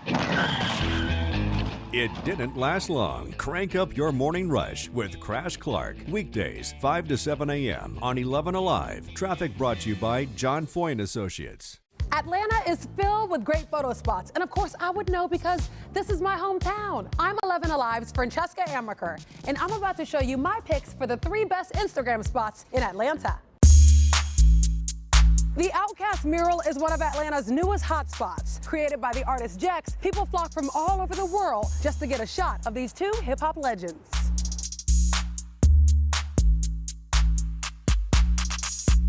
News of the mural went viral when Big Boy himself gave a shout out on Instagram. You can find it tucked away in a back parking lot in Little 5 Points. An Atlanta icon, ever-changing, always interesting. The Krog Street Tunnel is full of artwork from some pretty eclectic Atlanta artists. Yeah, all we feel is good vibe with it, it's a good time. We don't worry about the hate, we just pass it to the side. There's graffiti, community messages, concert announcements. You really never know what you're gonna get here, and that's what makes it so special. You can find it between Cabbagetown and Inman Park. If you've never checked it out, it's a must-see. There are hundreds of works of art along the Beltline. I'm talking murals, sculptures, photography. This beautiful mural was created by the artist Hints. It's 100 feet long, and even though it was created in 2014, it still remains very popular to musicians and photographers alike.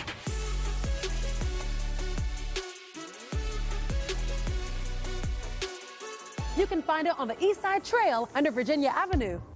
So let me know what you think. It doesn't have to be street art. Maybe your favorite spot is down the street from your home or a great view. Connect with me on Facebook and Instagram and share your favorite Instagram spots in Atlanta. And come hang out with me on Morning Rush, weekdays 5 to 7 a.m. on 11 Alive. Televised newscasts not enough for you? Get even more at 11 Alive's YouTube channel, where you'll find uncut interviews, extended body cam footage, live streams of Atlanta's biggest trials, and more. Subscribe to 11 Alive today. I haven't seen you in a while. Where you been? It looks like fun. They are fun. And they're convenient. But they're being dumped everywhere. 5,000 scooters at one time active throughout the city. I enjoy them myself. They're fun. There's got to be some regulations. I just feel like we have to evolve with the times, though. They're not going anywhere. They shouldn't go anywhere. It's a new way of transporting. We have to evolve. I'm going to be looking for you next time, so use the hashtag and let us know you're hanging out with us. Morning Rush, weekdays, 5 to 7 a.m.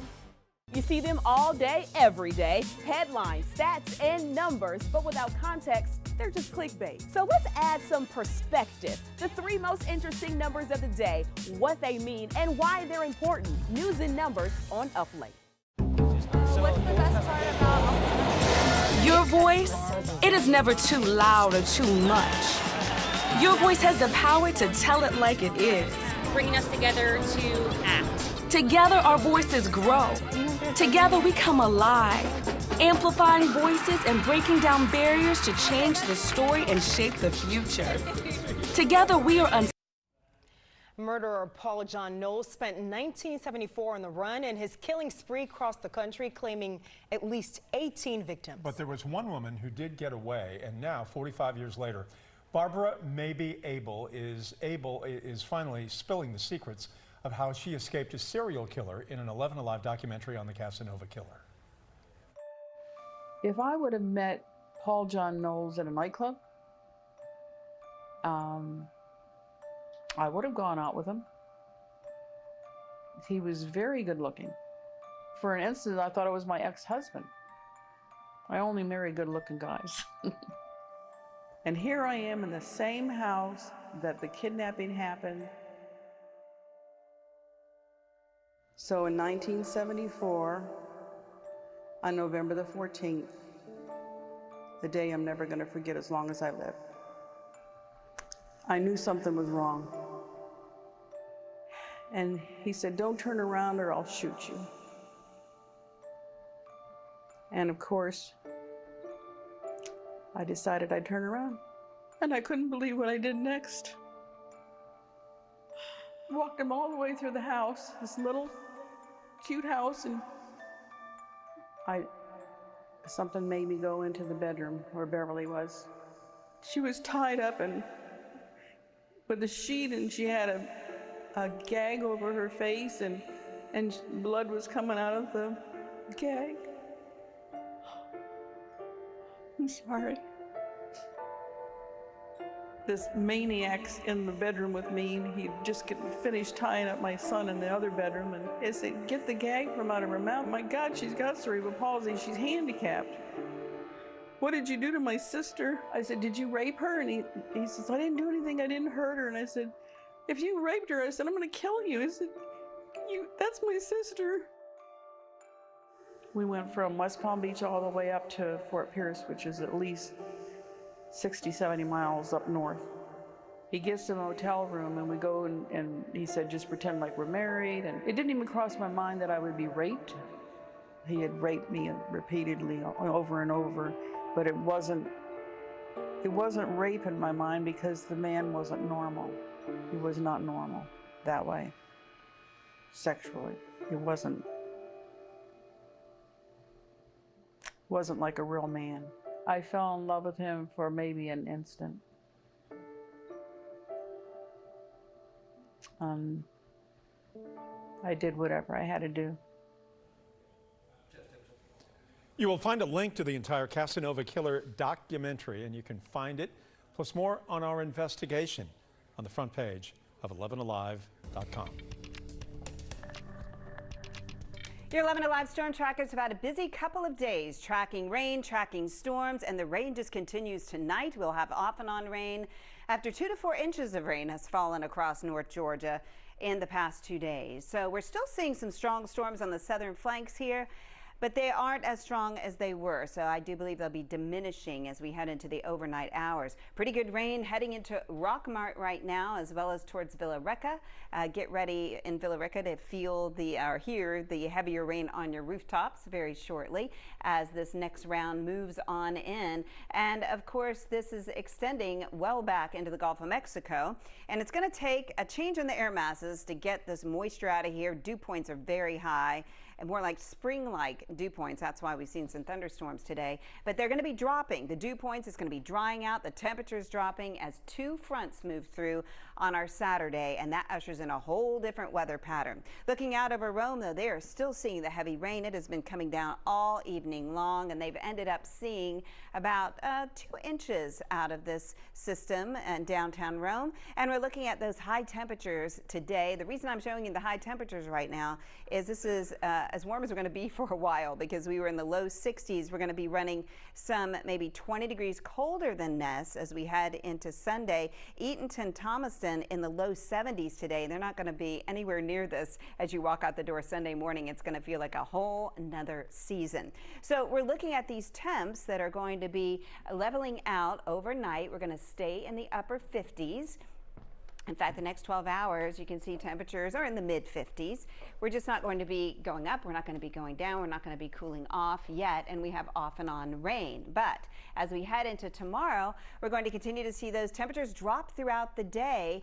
Throughout the afternoon, we should be in the upper 40s by about 4:30. Then we'll be in the 30s, low 30s by 8 o'clock on our Sunday morning. And so freezing temperatures, especially with the wind blows, it feels like temps going to be below freezing in many locations, especially in the North Georgia mountains, where it could feel like it's in the teens on Sunday morning. So in comes the rain first overnight. We'll continue to see it off and on. Those showers should taper off around lunchtime, and then in comes that wintry mix across far North Georgia. We'll be watching for that potential. If enough moisture is around, we may see a half an inch above 2,000 feet, and that could move as far south as Cherokee County. So we'll be watching for that, and then it should dry up by the time we get to Sunday morning. Check out the winds too. They're going to be gusty, so it's going to make it feel so much colder out there Saturday night and Sunday morning, and still even during the day on Sunday, it's going to be breezy and cold. So on our Saturday, the rain ends by midday. We'll see temperatures dropping throughout the day into the mid-40s by dinner time.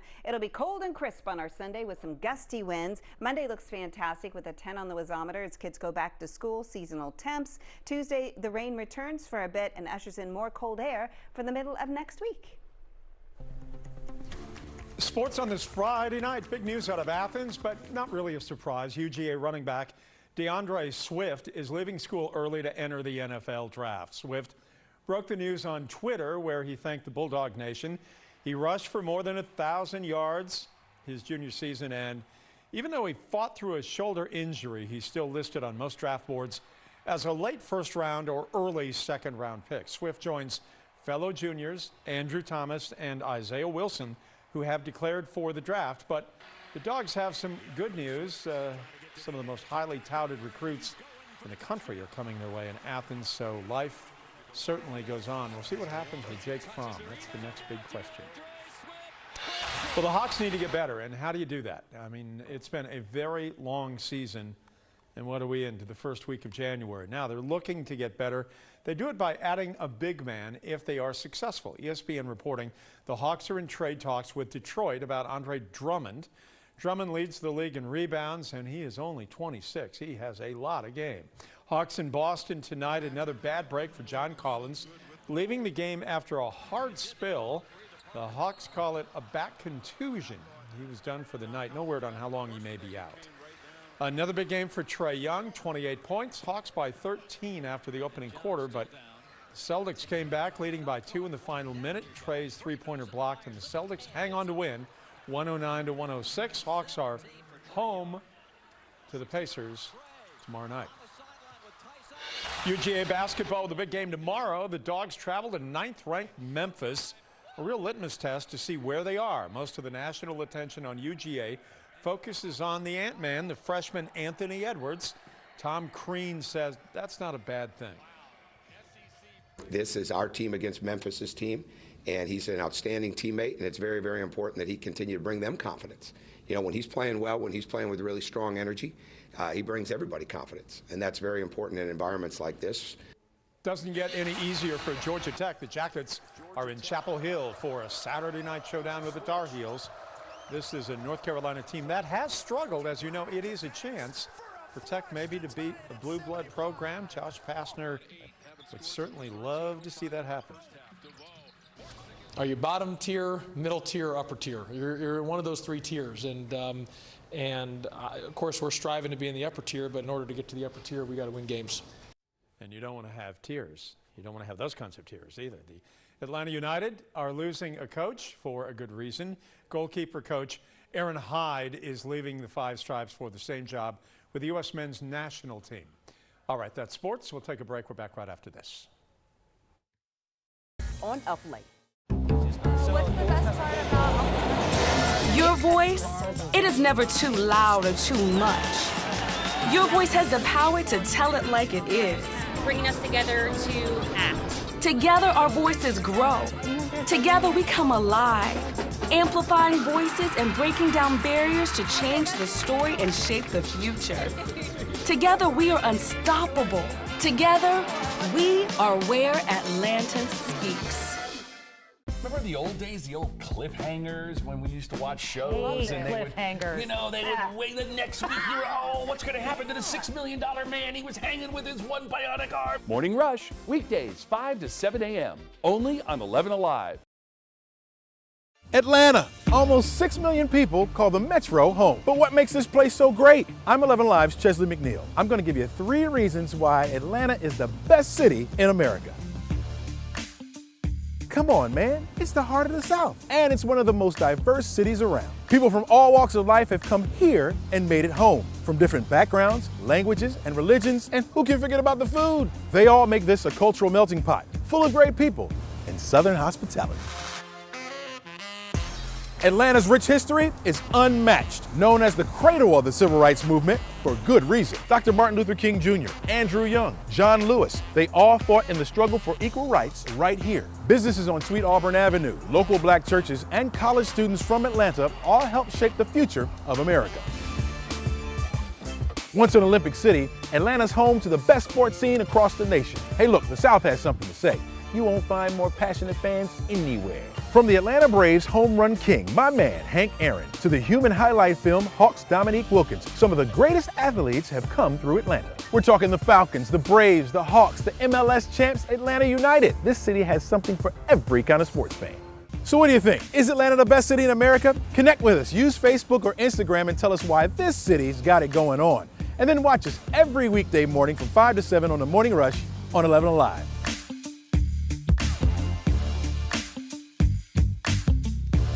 Televised newscasts not enough for you? Get even more at 11Alive's YouTube channel, where you'll find uncut interviews, extended body cam footage, live streams of Atlanta's biggest trials, and more. Subscribe to 11Alive today. Babe, where are my keys? Where's my lunch? Where's my phone? Hey, where's my blue shirt?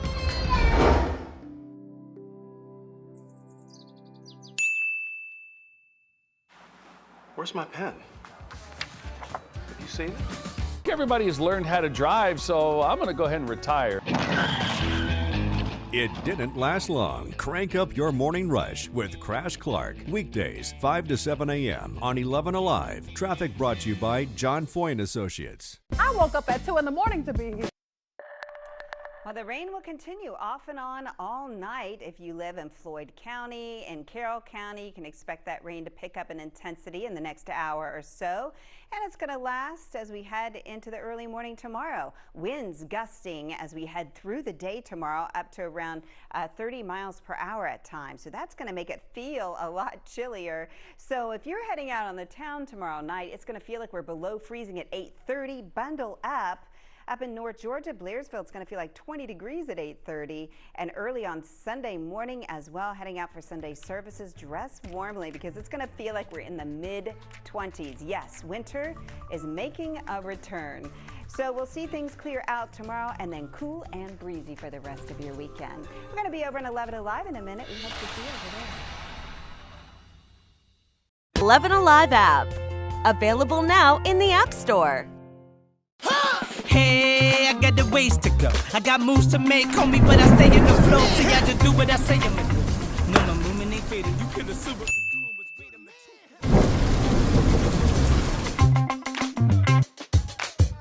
Oh, and so I was saying, there is always something filming here in Atlanta. From movies to TV shows, you name it.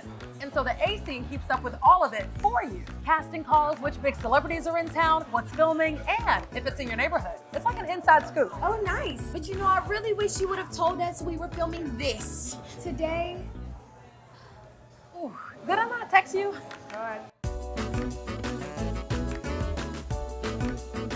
Ah, it's in my drafts. That's my bad.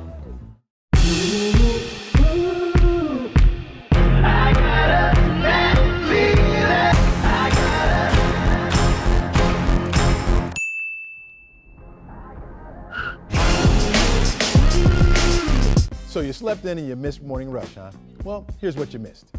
In my experience, good guys do finish last. I consider myself a nice guy. I've got the most beautiful woman in the world in my eyes. You're a nice guy too, Yeah. Jess. I'm saying in my experience, when growing up, good guys didn't finish last. Somebody broke his heart somewhere along the line. We're here every weekday morning, so come on, hang out with us. Morning Rush, weekdays, 5 to 7 a.m. Only on 11Alive. Televised newscasts not enough for you? Get even more at 11Alive's YouTube channel, where you'll find uncut interviews, extended body cam footage, live streams of Atlanta's biggest trials, and more. Subscribe to 11Alive today. You didn't get my text? The whole crew got together for coffee this morning. I'm learning the taste of water because I'm sugary. Yeah, right. About that. Well, reward would be Slimming down. Okay. Yes. Right, Okay. yeah, a little water in my yes. cup. And beautiful skin. You know, even more beautiful skin, you know, when it's all hydrated and everything else. I'm not going to be able to sit next to you in a few months. Don't drink your morning coffee alone. Have it with us. Morning Rush, weekdays, 5 to 7 a.m. Only on 11Alive. Some mornings, what you want isn't what you have time for. And that's why there's the Rush Block, the biggest news of the day in 5 minutes or less. Quick and convenient for all those hectic mornings. Catch the Rush Block on the Morning Rush. Everybody has learned how to drive, so I'm going to go ahead and retire. It didn't last long. Crank up your morning rush with Crash Clark. Weekdays, 5 to 7 a.m. on 11Alive. Traffic brought to you by John Foy & Associates. Atlanta is filled with great photo spots. And of course, I would know because this is my hometown. I'm 11Alive's Francesca Amaker, and I'm about to show you my picks for the 3 best Instagram spots in Atlanta. The Outcast mural is one of Atlanta's newest hotspots.